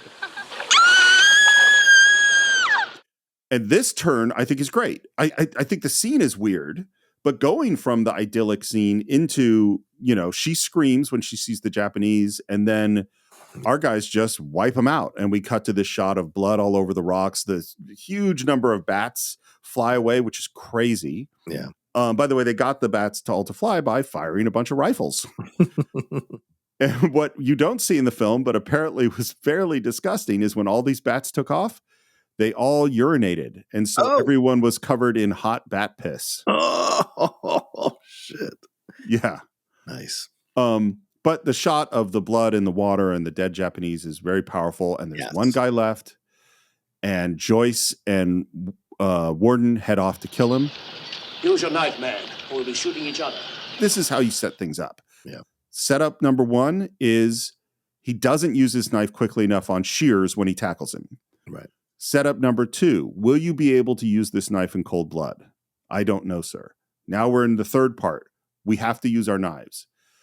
Again, I would say, we've gone so far in filmmaking today to the action side of things that we really don't do what this is, which is the slow tension, as we're hunting for this soldier. It's all really well done. I also think it's a little bit slow. And Joyce is chasing this soldier, and then the soldier pops up right in front of him, and it's a kid. Yeah. The hesitation. Yep. Is everything. And I think it's the perfect amount of hesitation. Yeah. Because he has a shocked moment, and then he doesn't have time to change his hesitation. He might have stabbed him in the next moment. We don't know. Yeah, which he says. Yeah. Yeah. But Warden comes out of nowhere and kills him. Yeah. And in that moment, we hear a gunshot. Yeah. And Warden straightens up. And of course, he already knows that he's been shot in the foot, in the ankle. And you see that he's in pain. And Joyce is giving explanation. He says, I could have done it. I was ready. Are you hit, sir? Let's go. And again, it's a great shot, is that you see him walk away, you see his foot move, you see the blood left behind, and the blood is left on a photograph that was obviously this Japanese soldier's. Yeah. You only see it for a second, and maybe it was his mother or something. Maybe. But, and that's an unnecessary detail that's great, Well, I think it is very necessary to reinforce the anti-war aspect. Totally. Yeah, to show that, look, there's other sides. Even on the other side, they have mothers, they have girlfriends, they have wives, they have people who believe in them, and they're just serving their country. That doesn't explain everything away, but certainly in that moment, it's kind of brilliant to do this right near the end of this movie. Well, this movie never really wants you to just go, the Japanese are the evil enemy. Right. Yeah. They show, it's much more nuanced than that. Yeah. Like you meet the first captain that Shears bribes with the lighter. Yeah. Like that guy's not an evil enemy guy. Right. Saito, obviously, Saito's a bad guy who's done terrible things. But we've said how much sympathy we feel through him throughout this film. And now we have this kid, Yeah. He's looking at his ankle. No, it's superficial, maybe a chipped bone, but there's nothing broken. And I love the moment of Joyce saying, it's my fault, sir. Oh, shut up, Joyce. And he's going to walk on it. And now we have this, again, quite long marching sequence of Warden desperately trying to keep up as he's limping along. Yeah. And it's really brutal. There's some beautiful, beautiful shots in this. Yeah. And he's getting farther and farther behind. And finally, Shears and Joyce have stopped to let him catch up. I didn't give orders for a halt. We all need it. We're still 5 hours fast march from the objective. You keep walking on that foot, you'll bleed to death. Warden says, Yes. He acknowledges that is true and says, You're going to leave me here. So he is ready to sacrifice his life. Do you think he'd take the L pill after they leave him? Probably. Yeah. That's what I think too. And Joyce argues with Warden, and I love this moment. I think it's brilliant. He says, if you were in my shoes, Joyce, I wouldn't hesitate to leave you here, and you know that. He doesn't know it, but I do. You'd leave your own mother here if the rules called for it. And what I like is that he orders them to go on without them and then says Shears is in command. So he puts the non-officer in command over the officer. And now Shears, now in command, refuses to obey the order. I won't obey that order. And he says, and I think Holden is great in this moment. You make me sick with your heroics. There's a stench of death about you. You carry it in your pack like the plague. Explosives and L pills, they go well together, don't they? And with you, it's just one thing or the other. Destroy a bridge or destroy yourself. Do you think that's right? It's about completing the mission, right? And he's a guy who has, I would imagine, risen in the ranks because he can complete these kinds of missions and has sacrificed other people to complete these missions. So it's a bit of a simplistic analysis of Warden, but it's not necessarily off base. I think, let's hear the next line and then I'll tell you what I think. So the next line is, This is just a game, this war. You and that Colonel Nicholson, you're two of a kind. Crazy with courage. For what? How to die like a gentleman. How to die by the rules. When the only important thing is how to live like a human being. which first of all, fucking great. Great line. Yeah. So the first thing I would say is I think there is a huge difference between Warden and Nicholson. Yes. Because for Nicholson, it's just status. It's just the rules. Right. I think Warden would be fascinating to have a conversation on Asian literature, Yeah. Like, I think Warden has a sense of humor. And remember, Saito asks Nicholson, do you know Japanese? And Nicholson doesn't in arrogance, but Warden does. And Warden has studied it. He knows his enemy. He respects his enemy, which is different than Nicholson. It's a great point. I never connected that before. That's a great point. I think Warden is fun. Yes. I think Warden enjoys things in life. Yes. And Warden, Nicholson cares about the letter of the law and officers and ranks. Warden cares about blowing up the bridge. Right. He doesn't care what rank Shears is. Like, it doesn't make it. If Shears can help him blow up the bridge, then that's great. I think they are very different. But I also think the end of Shears's line, when the only important thing is how to live like a human being. He's the imperfect messenger for this message, but that doesn't mean the message isn't still powerful, and it is an anti-war message for sure. Yeah. Which is that war is crazy, and war is crazy. I mean, I'm not saying that there aren't valid reasons why we've gone to war. There are many, because that's, if you don't put yourself in the position you didn't start the war and someone's fighting a war on you, you got to fight the war back. Yeah. But war is an insane thing that humans do. Mm-hmm. I'm not going to leave you here to die, Warden, because I don't care about your bridge and I don't care about your rules. If we go on together. In other words, Shears, his heroic moment is to do the opposite of what Nicholson does. Yeah. I don't care about the bridge. I don't care about the rules. I care about human beings. Yeah. And then the women show up with I think it's called a travois or something like that, to carry him. And Warden, I love Warden's like, kind of, fuck you. I'm not going to get carried by the women. And then he tries to get up and walk. And in one step, he's down on his knees. And now Shears is fully in command, Yeah. And so now we have, again, a long sequence of carrying Warden up the hill. Back at the bridge, we see that it's finished. And what I wrote here is that this is an amazing setup for a collision of wills and characters. Yep. You have all of these things coming together at this point.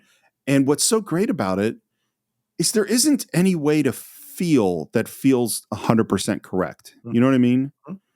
Because you want them to blow up the bridge. Right. But you also still care a lot about Nicholson. Yeah. Like you're in this weird... And you care about Shears, who couldn't give a shit about the bridge. You care about Warden. You care about Joyce, who needs to redeem himself. You care about all these things. Everybody's a tragic figure. Yeah. That's what's great about the movie, is that including Saito, everyone is a tragic figure in this film who is caught up in this. That's why people protesting or people having issues with it, it's really short-sighted thinking. This is a larger story that is being told through these people as vessels to send the message out about this movie and about the book as well. This idea of the mania of law, the mania of rules, and what it can lead to, and the madness that it can cause in the theater of war. And I think that's really important to take from these situations. So you have to care about all the characters involved, because if you just had mustache twirling evil, it wouldn't have the power and effect that creating a character who's much more has much more levels to them can cause when you're watching a movie like this. Well, it's like in Raiders of the Lost Ark and Last Crusade, the Nazis are the bad guys. Yes. And I love those movies. Those are great for those kinds of movies, yes. They're great. I love them. I watch them all the time. I don't think in a deep way about Raiders of the Lost Ark. I go, that was great. I had a blast. Whereas here, you're going to walk away and go, oh, man, that's a lot to reckon with. It's also why neither of those films are best pictures, no matter what people say. Good, yeah. Well, I think I don't think ever on this show would we denigrate any genre of film, but there's a certain kind of movie that I go, that is a best picture kind of movie, and Kwai is it. This is the kind of film that, if they're great, that's what best picture should be for me. I love the moment where we're looking down at the bridge, we've gotten there, and Shears says, Feeling better? Yeah. You're in command again now, Thank you, Major. I think the major is key. Yeah, agree. Because, and again, Nicholson would never have done this, is Warden goes, you totally disobeyed my order. You forced me to do a thing I didn't want to do. You were right. I was wrong. Thank you, Major. Yeah. And then all this stuff is so great. He says, I can't understand it. It's such a solid, well-designed job. Not like the temporary bridges the enemy usually throws together. Because from their perspective, oh my God, these poor British soldiers were forced to make this beautiful work so much harder on this beautiful bridge. And they look down and they see a British officer on his hands and knees doing work. And they're like, oh, they forced the officers to work. And the Japanese seem to be enjoying it. So they're totally misinterpreting what it is that they're seeing. Mm. And what, of course, is actually happening is Nicholson is on his knees as they finish this plaque that they put up that says, this bridge was designed and constructed by soldiers of the British Army, and it has the date, and it says Colonel Nicholson commanding. It's just like, here's treason, To me, it's almost like his, what do you call it? Oh yeah, it's the inscription on his headstone. It's epitaph. Yeah, the plaque is the epitaph on his headstone. 100%. Yep. Well, and the bridge is his tomb. So yeah, totally, 100%. And what they talk about is like, if we just wanted to blow up the bridge, we could just set our explosives, set a timer, and get the hell out. But they can't do that because of timing. And so they're figuring out their strategy, and one of the things that's going to happen is the bridge is going to have to be blown from the other side of the river for some reason that I don't quite understand. I think because there's nowhere to hide, which means that after the bridge goes up, some dude's going to have to swim back across the river in all the chaos. It's not likely to be a pleasant swim. And sir, I was the best swimmer in my course. Yeah. Well, it looks like your line of country then. Joyce is going to have to swim back across the river. Shears is going to, and Yai are going to cover him. And on the theory that there's always one more thing to do, I'll set up the mortar here to create an additional diversion if necessary. And perhaps I might even take a few pot shots at the train. And now Warden and Shears are alone, and Warden stops Shears and says, if it wasn't for my ankle, I'd take Joyce's assignment. It's interesting to me that Warden feels the need to justify himself to Shears. Yeah, it's kind of changed. Mm-hmm. Yeah. Do you think you'll be all right? I think so. Want me to handle it? Which is Shears volunteering for a dangerous mission. Yep. Because despite all the things we might say about him, he does have real courage. And he does have, I think in these circumstances, he can be a really good soldier. Well, once he realizes who Warden actually is, this is what changes him. He's willing to serve under Warden because Warden, in a way, has proved himself by his respect for Shears from the beginning, by offering him the major stuff, by not throwing him in the brig, by even though he dragged him out there for this, seeing how different he is from Nicholson, because I don't think Shears ever respected Nicholson, but Warden for sure he respects because it's come on through the relationship, So now he's willing to be heroic. And I imagine he was heroic in the crash when the ship sank and everything. Yeah, totally. He might have saved the officer. Yeah, I was thinking the same thing. Yeah, right. We ended up on the beach with, Yeah, I think, because you know what it is? Nicholson's about rules. Shears is about people. Yes, right. He cares about Joyce. He cares about, he's come to care about Warden, and Warden has come to care about him. He says, when it's over, I hope you get that medical discharge, and not the hard way. And now we have a sequence which is intercut between them on a raft sailing down the river with all of their explosives and sunset on the bridge. Yeah. Nicholson walking across the bridge. Obviously, this is all beautiful cinematography. It looks amazing. And there's a feeling of contentment. You know what I mean? Yeah. It's just he's happy with the bridge. He feels a success on some level. Right. And there's Saito. Yeah. The scene between the two of them is just fascinating. Beautiful. Yes, beautiful. A first-rate job. So now Saito is standing behind. Nicholson is kind of on the railing, leaning forward, looking out at the river. And then we have this moment where I think he shares more honesty about himself. Yeah. With Saito. Has he ever had a conversation like this? I don't know. It's a great question. I don't know if he's ever had a conversation like this. It's incredible. I don't think maybe once or twice, maybe to a school chum at Oxford or something. Yeah, yeah. Or maybe drunk one night with one of his officers and swore him to secrecy the next day and didn't, quote unquote, didn't remember it happened.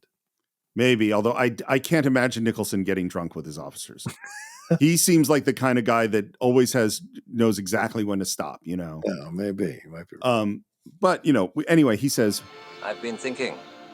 Tomorrow it will be 28 years to the day that I've been in the service. 28 years in peace and war. I don't suppose I've been at home more than 10 months in all that time. Still, it's been a good life. I mean, that is just that part right there is a huge reveal.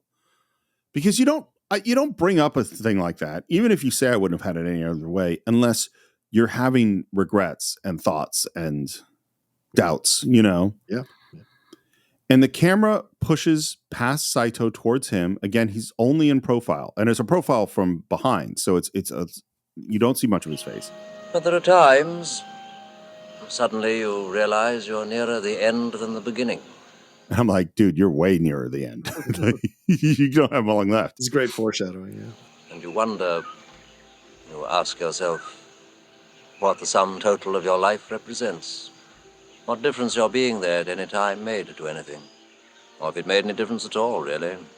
I don't think Nicholson would have ever entertained or pretends that he never entertains some of the things that Shears thinks about. Mm-hmm. That all this is bullshit. This stuff doesn't have meaning. That I'm just a slave, a living slave. And in this moment, he is kind of going, oh, wait, what difference does any of this make? Yeah. Yeah. And then this next line is so revealing. Particularly in comparison with other men's careers. That is a line of like he has watched other people go past him. Yeah. Someone who maybe was his inferior officer is now a general, and he's not. I don't know whether that kind of thinking is very healthy, but I must admit I've had some thoughts on those lines from time to time. I think he's had those thoughts more than from time to time, by the way. And then in this moment, because this is him saying, but the bridge does have meaning. Building this bridge was meaning. It was real meaning. At that moment is when he drops his stick, the same kind of symbol of command that Saito broke at the beginning of the movie, into the Kwai. So Alec Guinness was furious about this shot. Wow. Why? Because he's like, this is the most revealing the character is, and you're not shooting my face. Like, he was like, I'm looking out, there's no way to see my face saying all this stuff. Yeah. And I've heard two stories about what David Lean did at this moment. Okay. So one story is in the behind the scenes footage, where you have people who worked on the film talking about it. Yeah. And the other story was something that I read on Wikipedia. And the story that's in the behind the scenes footage is, trust me, Alec, when you see the final picture, you'll understand. It's a totally fine thing for a director to say. Yeah. In Wikipedia, it said that when they finished shooting this scene, Lean said, now you can all fuck off and go home, you English actors. Thank God I'm starting work tomorrow with an American actor, because he was going to shoot the Holden stuff. And it could be they're both true. Yeah. Very true. But and I totally picture him also saying, oh, by the way, Alec, you're not my first choice. You're not my first choice. Just so we're just remember. So he drops his stick and he's upset. And then he turns over to Saito. And I almost go, I don't think he even realized he was talking to Saito at a certain point in this scene. Yeah. Yeah, he might have been talking to himself. Yeah. Well, I also think he has no contemporary. Yeah. Oh, absolutely. He's constructed a world where there is no contemporary. None of the officers can question him because he always shoots them down or makes some passive-aggressive shot. So with Saito, he at least thinks in some fucked up way, maybe because, as we said, since he came out of the oven, he's been on this slow conversion to becoming Saito. He almost feels a kinship with Saito. So Saito would understand. so he can reveal himself to Saito, seeing him as a fellow commander of men and his men at times. So maybe these are the reasons he's opening up in the way he is to Saito in this scene. Well, and I think Saito has had every single one of these thoughts. Yes, right. Agreed. Both. Yes, both. I'm sure Saito's been passed up. I'm sure Saito. Of course he has. He was assigned this camp as like, make it work here or else you're done. You know? Yeah. Well, and what does my life mean? And has it mattered? You know, like, I don't think that Nicholson has any insight into what Saito is thinking. I don't think he knows that. But I think Saito, listening to this, he goes like, yeah, I get all this. Yeah. I must be off. The men are preparing some sort of entertainment. So he heads off, and Saito is left alone on the bridge. And now we're going to intercut, again, the rafts going down the River Kwai, planting their explosives, leading the wire, mining the bridge, setting up the position where Joyce is going to be, setting up the position where Yai and William Holden are going to be. Yeah. And that is intercut with the show. And they really did these kinds of shows. This is totally something that they did. I just want to point out, what are the men doing? The men are in drag. Yes. Because drag, ladies and gentlemen, is something that has existed throughout the history of theatrical entertainment, just so y'all know. Yeah. Since Shakespeare, if not before. Way before. People have always dressed up in clothes of other people. That's just that's normal. Anyway. And I also think Tropic Thunder, which we did to start this whole military section of our year, of this season of the Cine-Files. Remember, there is that when he's doing Simple Jack, and the guy who is next to him, the other Asian guy who is next to him, he is dressed up in the grass skirt and the coconut bra or whatever, and those are what the guys are wearing. So I wonder if they were sending up this scene, these scenes from the Kwai in that movie by having that guy dressed up like that, because this is a ridiculous scene. So there's also a moment, by the way, where we're sort of Joyce and Shears and Yai are all saying goodbye to their girls. Yeah. And again, it just feels added on and strange. We've had no time with this relationship. Why would we care? Yeah, exactly. Saito, and this is maybe the most ambiguous part of the movie, because I think you're right. I think he is preparing to kill himself. Oh, he's absolutely going to kill himself. Yeah, 100%. We see he's writing a poem. He has his knife. He cuts off his top knot. These are all huge. Very symbolic things. Yeah. And I'll just say, as they're mining the bridge, the tension is maintained beautifully. I do think it goes on a really long time, but of the guards walking along the bridge and them trying to be quiet as they're doing the work below. And also, by the way, I think it's cool that they built a model bridge as the set on the play. Yeah. And Nicholson gets up and makes a speech, and it is a great speech on how hard everyone's worked and how proud he is of them, and how sad he is that he won't be there. They won't all be there to see the bridge used for the first time, which again shows how out of touch he is. Yeah, 100%. And he says, and this is really interesting, shows a real insight into humans. And I think he's also talking about himself, because Nicholson says, now that your work here is finished, I suppose many of you feel somewhat let down. That's quite understandable. It's a very natural reaction. But one day, in a week, a month, a year, or that day when, God willing, we all return to our homes again, you're going to feel very proud of what you have achieved here in the face of great adversity.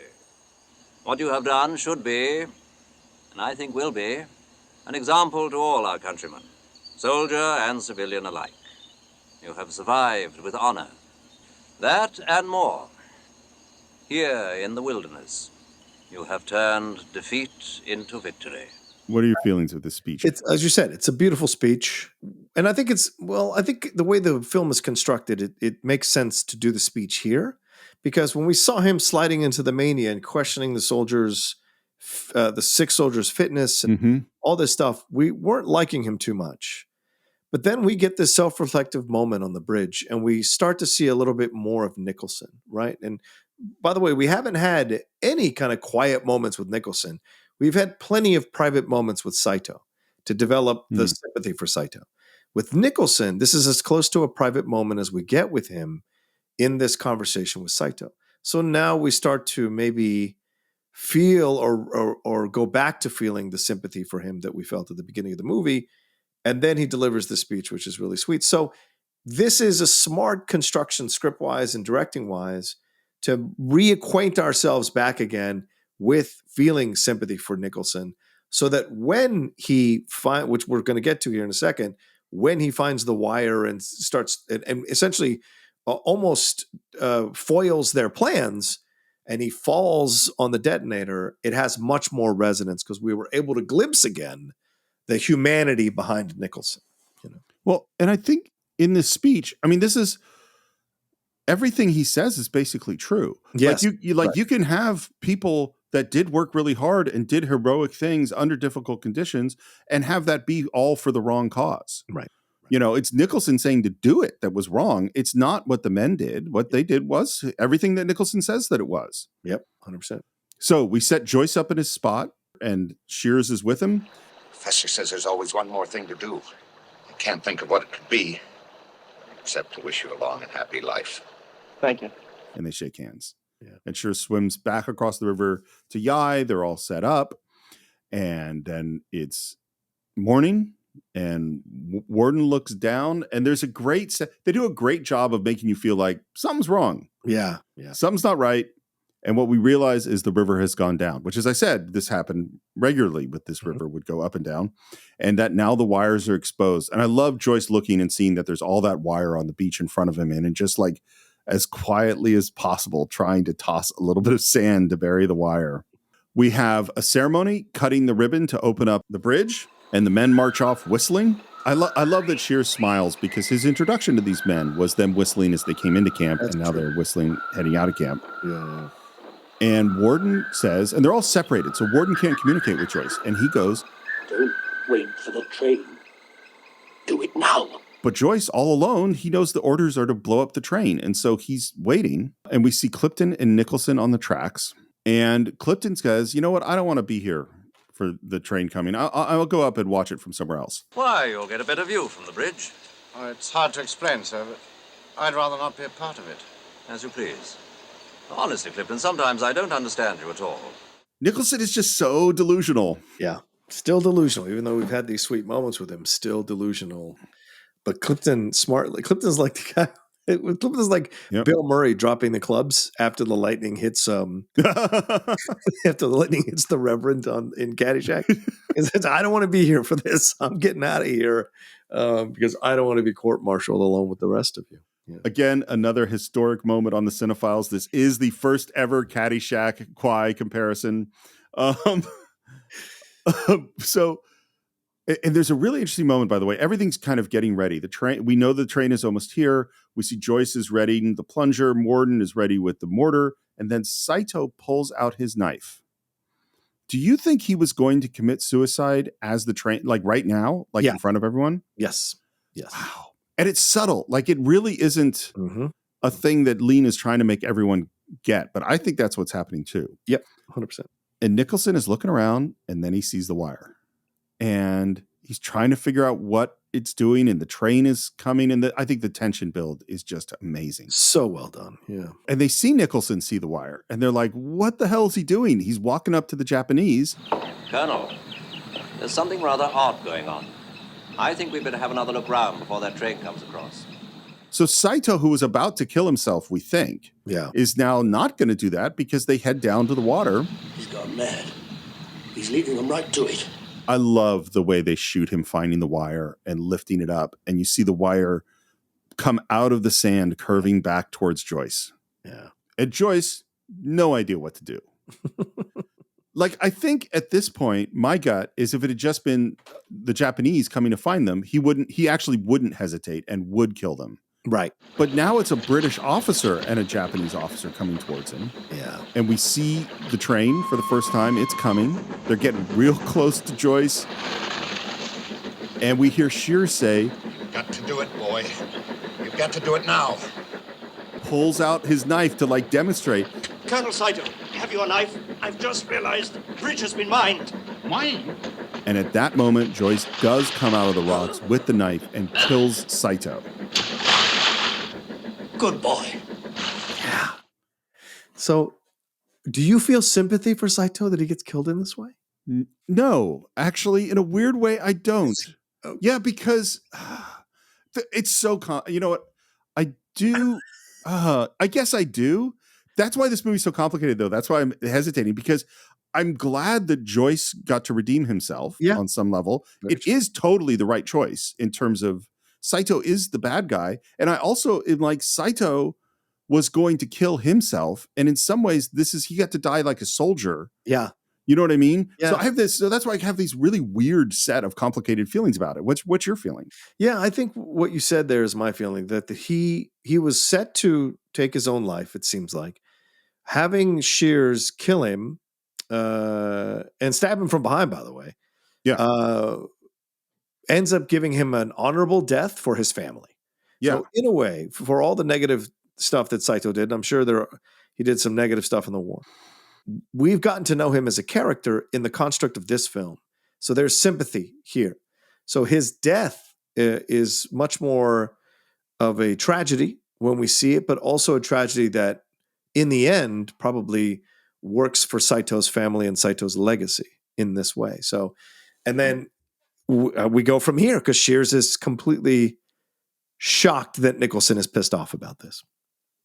Well, it's, I mean, you have these multiple things go on, because, by the way, I love that Shears like matches the movements as he kills Saito. Yeah. And then nobody could expect the moment that happens next, which is Joyce is explaining to Nicholson, hey, we're British officers here to blow up the bridge. And Nicholson goes, blow up the bridge? British Commando orders, sir. Blow up the bridge. Look out, there's no time. No. And he attacks Joyce. Yes, which is crazy. Yeah. He is fighting his own men to protect the bridge he built for the Japanese. Yeah. And Joyce doesn't, I mean, Joyce has a knife. I think Joyce could easily overpower and kill Nicholson. Mm-hmm. You know, he's a trained commando. He's a young guy. Yeah. But he's like, what do I do? You know? And Shears stands up and yells, kill him! Kill him! And this is the thing. Shears, who is not volunteered. I don't want to be part of it. I don't want to be a soldier. I just want to be on the beach with the nurse. Yeah. Jumps into the river and starts swimming to help, because he's going to be heroic in this moment. Yep. Because he cares about Joyce, you know, and he cares about doing the right thing on some level.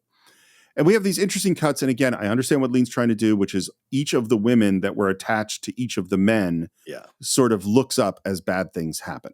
Yeah, in close up, yeah. Yeah, because Joyce gets shot, because now all the Japanese guards have opened up and fired. And so the woman who was Joyce's woman, who he called Lovely, looks up at that moment. Yeah. And Nicholson turns him over and sees the blood on this British officer.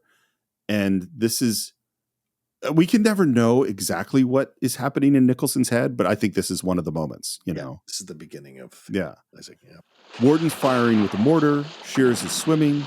Nicholson sees his come up. Shears gets shot like in the leg. And by the way, this timing is great, because you actually see the guy who shoots him. You see the smoke as the rifle goes up and then he goes down, which, coordinating on a river with someone swimming on a big set with a whole bunch of shit going on, getting that timing perfect that's hard. Yeah. And he limps towards Nicholson, dodges one Japanese soldier who attacks him. He gets shot again in the back and is now crawling. Shears, the guy who didn't want to be a hero in any way, is now crawling with the last of his energy towards Nicholson. Yeah. And Nicholson recognizes him. Yeah, it's so great. And Shears, with his last breath, says, You. Yeah, the disdain. Yeah. The rule breaker versus the rule enforcer in that moment. Yeah. And the rule enforcer has become the enemy. It's his fault that Joyce is dead. It's his fault that Shears is dead. Who knows if they would have survived this normally, but Nicholson built a fucking bridge for the Japanese. Like he is this heroic, brave person. You know, what did Shears say earlier in the movie? That kind of courage is going to get us all killed. Yeah. And that is what is happening. The train is almost there. The tension is built beautifully, and one of the elements building it is the rising, growing sound of the train, which is now really close. Takes off his hat and says, What have I done?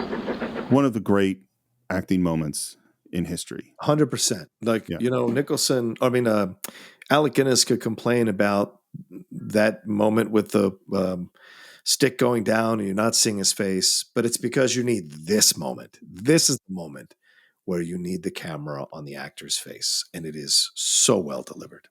And he heads towards the plunger, and then an explosion hits, a mortar hits, and he goes down. Yeah. And he stands shakily, grabs his hat, cleans it's sort of on his pants leg, which is a gesture we've seen him do before. And this, to me, this is like Spock straightening his shirt as he stands up in Wrath of Khan. I was going to say that 100%. The straightening up, the unnecessary straightening up. Yeah. Because that is what you have to default to in order to retain some level of normalcy in your mind as you're doing this. And he walks stumbling again. Alec Guinness's physicality is just great. His eyes are kind of rolling up his head. He falls spinning onto the plunger, knocking it down and dying as the bridge blows up. Yeah. And the train goes right into the water.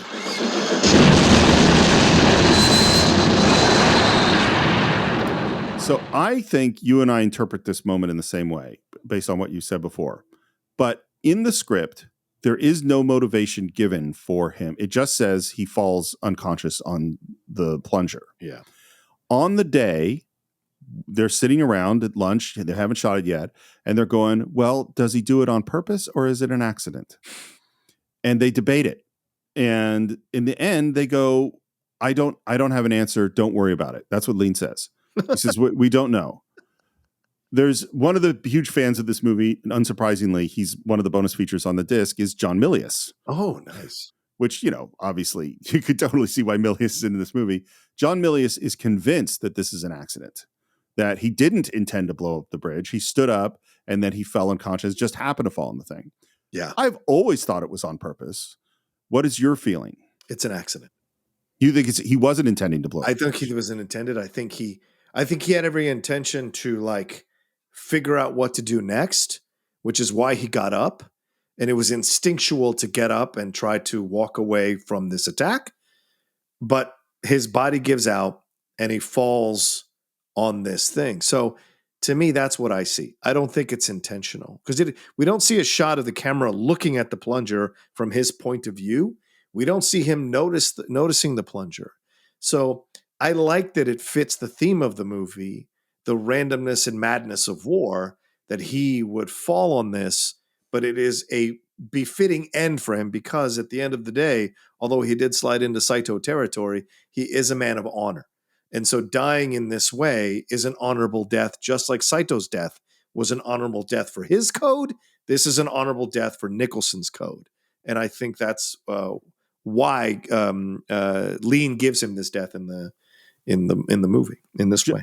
Just to be clear, because I think this is such an amazing moment, and it is ambiguous. Yeah. In your mind, he's made no conscious decision to blow up the bridge. No. It just happened to work out this way. Do I think he would have let them blow up the bridge if he had not gotten hit by the mortar and realized what was going on and fully understood what was going on? Yes, I think he would have let him blow up the bridge. But in this moment, I think it's an accident that he falls on it, but it's a happy accident. See, in my interpretation, and by the way, there's no question in my mind that he is out before he lands on that plunger. Totally like that, that was not conscious volition. In my mind, it was because he says, "What have I done?" Yeah. In my mind, he had decided, "Oh, I have to blow up the bridge" before that happened. But there's no way for us to know. You know what I mean? And that's this is why it's a deep movie. This is why it's a movie that you can come back to and come back to and come back to and go, well, what does this mean? I mean, Joyce is dead. Nicholson's dead. Shears is dead. Yeah. Saito is dead. The bridge is dead. And we're left with okay, what was this? And just like Takashi Shimura at the end of Seven Samurai, it is Warden who once again survives the mission. Yeah. Right. Great point. Yeah, totally great point. Well, and this is Samurai's 56 and this is 57, I think. Yeah, right. I mean, they're really close to each other. That's a really interesting point. So let's talk about blowing up this bridge. So first of all, again, you've spent 9 months building this bridge for one shot. Yeah. So you have to get this shot right. And it's really a big explosion. You got a train coming. There's a set of timing. And so and you have to make sure that this is safe. So this is how it was all set up. You had multiple people in multiple positions who had to flip a switch to make a light up on a board to say things were safe. So a cameraman gets the shot set up. They roll the camera, and then they get behind a barrier, and then they would flip the switch to say that I'm now safe. Right. The guy who's running the train, there's really a dude on the train. Yeah. He has to jump off the fucking train while it's moving and get behind a barrier and flip a switch to say, hey, I'm safe. Right. So everybody's really stressed out about this. I think there's how many cameras? I think they had 6 cameras on this thing. Wow. So they say, action. All the cameramen flip their switch. The train is moving across the bridge. The guy jumps off the train, flips their switch, and there's one cameraman who was so fucking stressed out that he did everything correctly and he forgot to flip the switch. Oh my God. So now you have the train, and there's the dude with the actual plunger, and he's sitting there, and he's got light comes on, no light.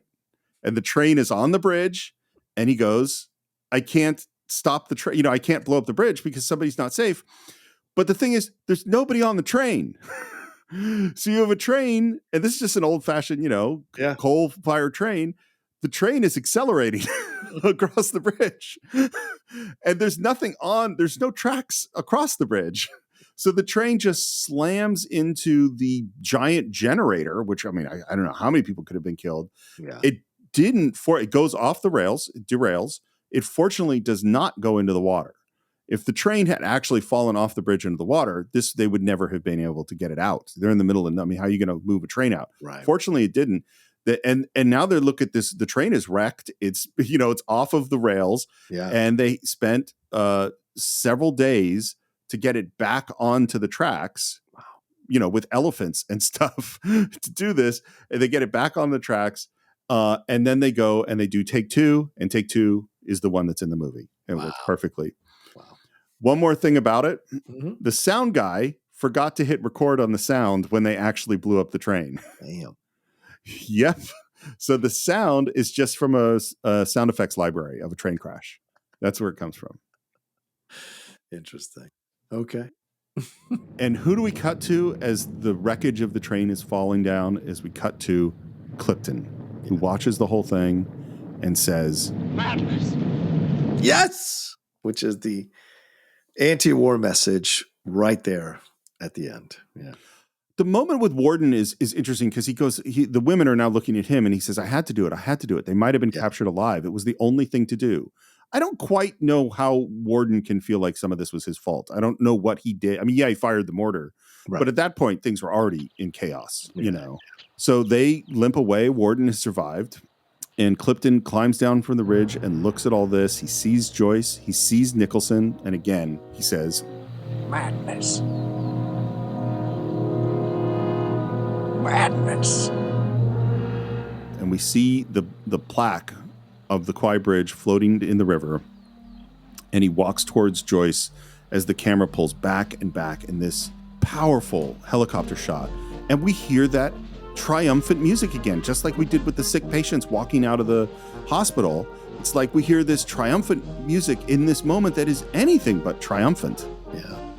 And then finally, we go back to the bird that we saw at the beginning of the film. Yeah. And that is the end of Bridge on the River Kwai. Madness. By the way, this film was edited in Paris because, as I said, David Lean couldn't go back to England. Right. One interesting thing, David Lean hated the fact that critics, people like you, John, would show up late to his screenings. I agree with that 100%. I would never do that. And so he told everyone, look, we're locking the doors of the movie theater for our first press screening. Lock the doors. If they're late, they're late. A whole bunch of critics were late, and they missed out on reviewing one of the greatest movies of all time. I love it. I couldn't encourage that more. Nothing drives me nuts more. I just had that going to see Dead Reckoning, Mission Impossible Dead Reckoning. A critic showed up because we have press seats, showed up 5 minutes after the movie started, with a bag of Welch's gummies and popcorn and proceeded to open it and eat it during the quiet moments of the first 20 minutes of the movie. I ended up leaving 45 minutes into the movie to find another seat. And thankfully, I found something that wasn't near anybody in the theater and I could enjoy the film for the rest of the time. But that's the kind of disrespect that I don't understand from people who claim to love movies and claim to want to review movies. And it drives me insane. How can you review a movie when you miss the beginning? I mean, Right, like, it's just ridiculous. It's fucking ridiculous. 100%. Yeah. You know? And I don't care what the reasons are. I don't care what the reasons are. If something happens in traffic or tragedy or whatever, okay, I'm sorry. It sucks. It's unfortunate. You don't get to review the movie. That's life. Yeah. You know? So. I mean, you know, particularly, I mean, yes, are there movies where the first 5 minutes you probably didn't miss anything? Sure. But you don't know that unless you saw the first 5 minutes. I mean, the first 5 minutes of the movie are massive for this movie. So, yeah. Absolutely. When Alec Guinness finally did see the movie, he was incredibly gracious and unstingy with his praise for Lean and for the film. And whether that's politics or whatever, you know, that's what you're supposed to do. Yeah. It was the highest grossing film of 1957. This is a huge hit. Yeah. So as I mentioned at the beginning, Holden had 10% of the gross. That dude is smart. He went to the studio and said, listen, pay me annually. Don't give me all the money in a lump sum. I will blow it. Just pay me annually for the rest of my life. So he lived very well. Oh, damn, William. Smart. Yeah.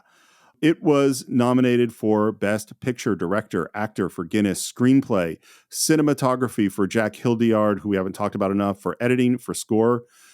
The only thing that it didn't win was Sessue Hayakawa was nominated for Best Supporting Actor and did not win. Red Buttons won for Sayonara, which is a movie I've never seen. Nor will ever see. I mean, I maybe it's a good movie. Here are the movies nominated that year, by the way, for Best Picture. Yeah. Peyton Place, Sayonara, Witness for the Prosecution, and 12 Angry Men. Ooh, wow. Well, I mean, 12 is such a great film. Great film. Still, this one is come on. This is what I mean when I say I think in another year 12 Angry Men can totally be Best Picture, but this is the kind of movie that should be Best Picture. Right. In the way that 12 Angry Men isn't. Yeah. And of course it won Best Screenplay. And who goes up to accept the award for Best Screenplay but the non-English speaking Pierre Boulle, who wrote the book. And the people who did write the screenplay, Carl Foreman and Michael Wilson, were not at the Oscars because they were blacklisted. And they were finally posthumously given this award, which obviously they deserved. By the way, just a little bit of history. There were 13,000 prisoners who died working on this railroad, and between 80 and 100,000 civilians died during the building of the Burma Railroad, and they were buried along its route. Yeah. I have a question from one of our patrons, Paul Sevilla, and he asks, question for you both. If you were in their situation, would you be more like Shears and escape, or would you be more like Nicholson and make the best of your situation and do something productive? Neither. Can I answer that way? That's my answer is neither too. So maybe you have exactly the answer I do. I would be a warden. I would be that guy. That's who I would be. Yeah, that's who I would be. But I would not.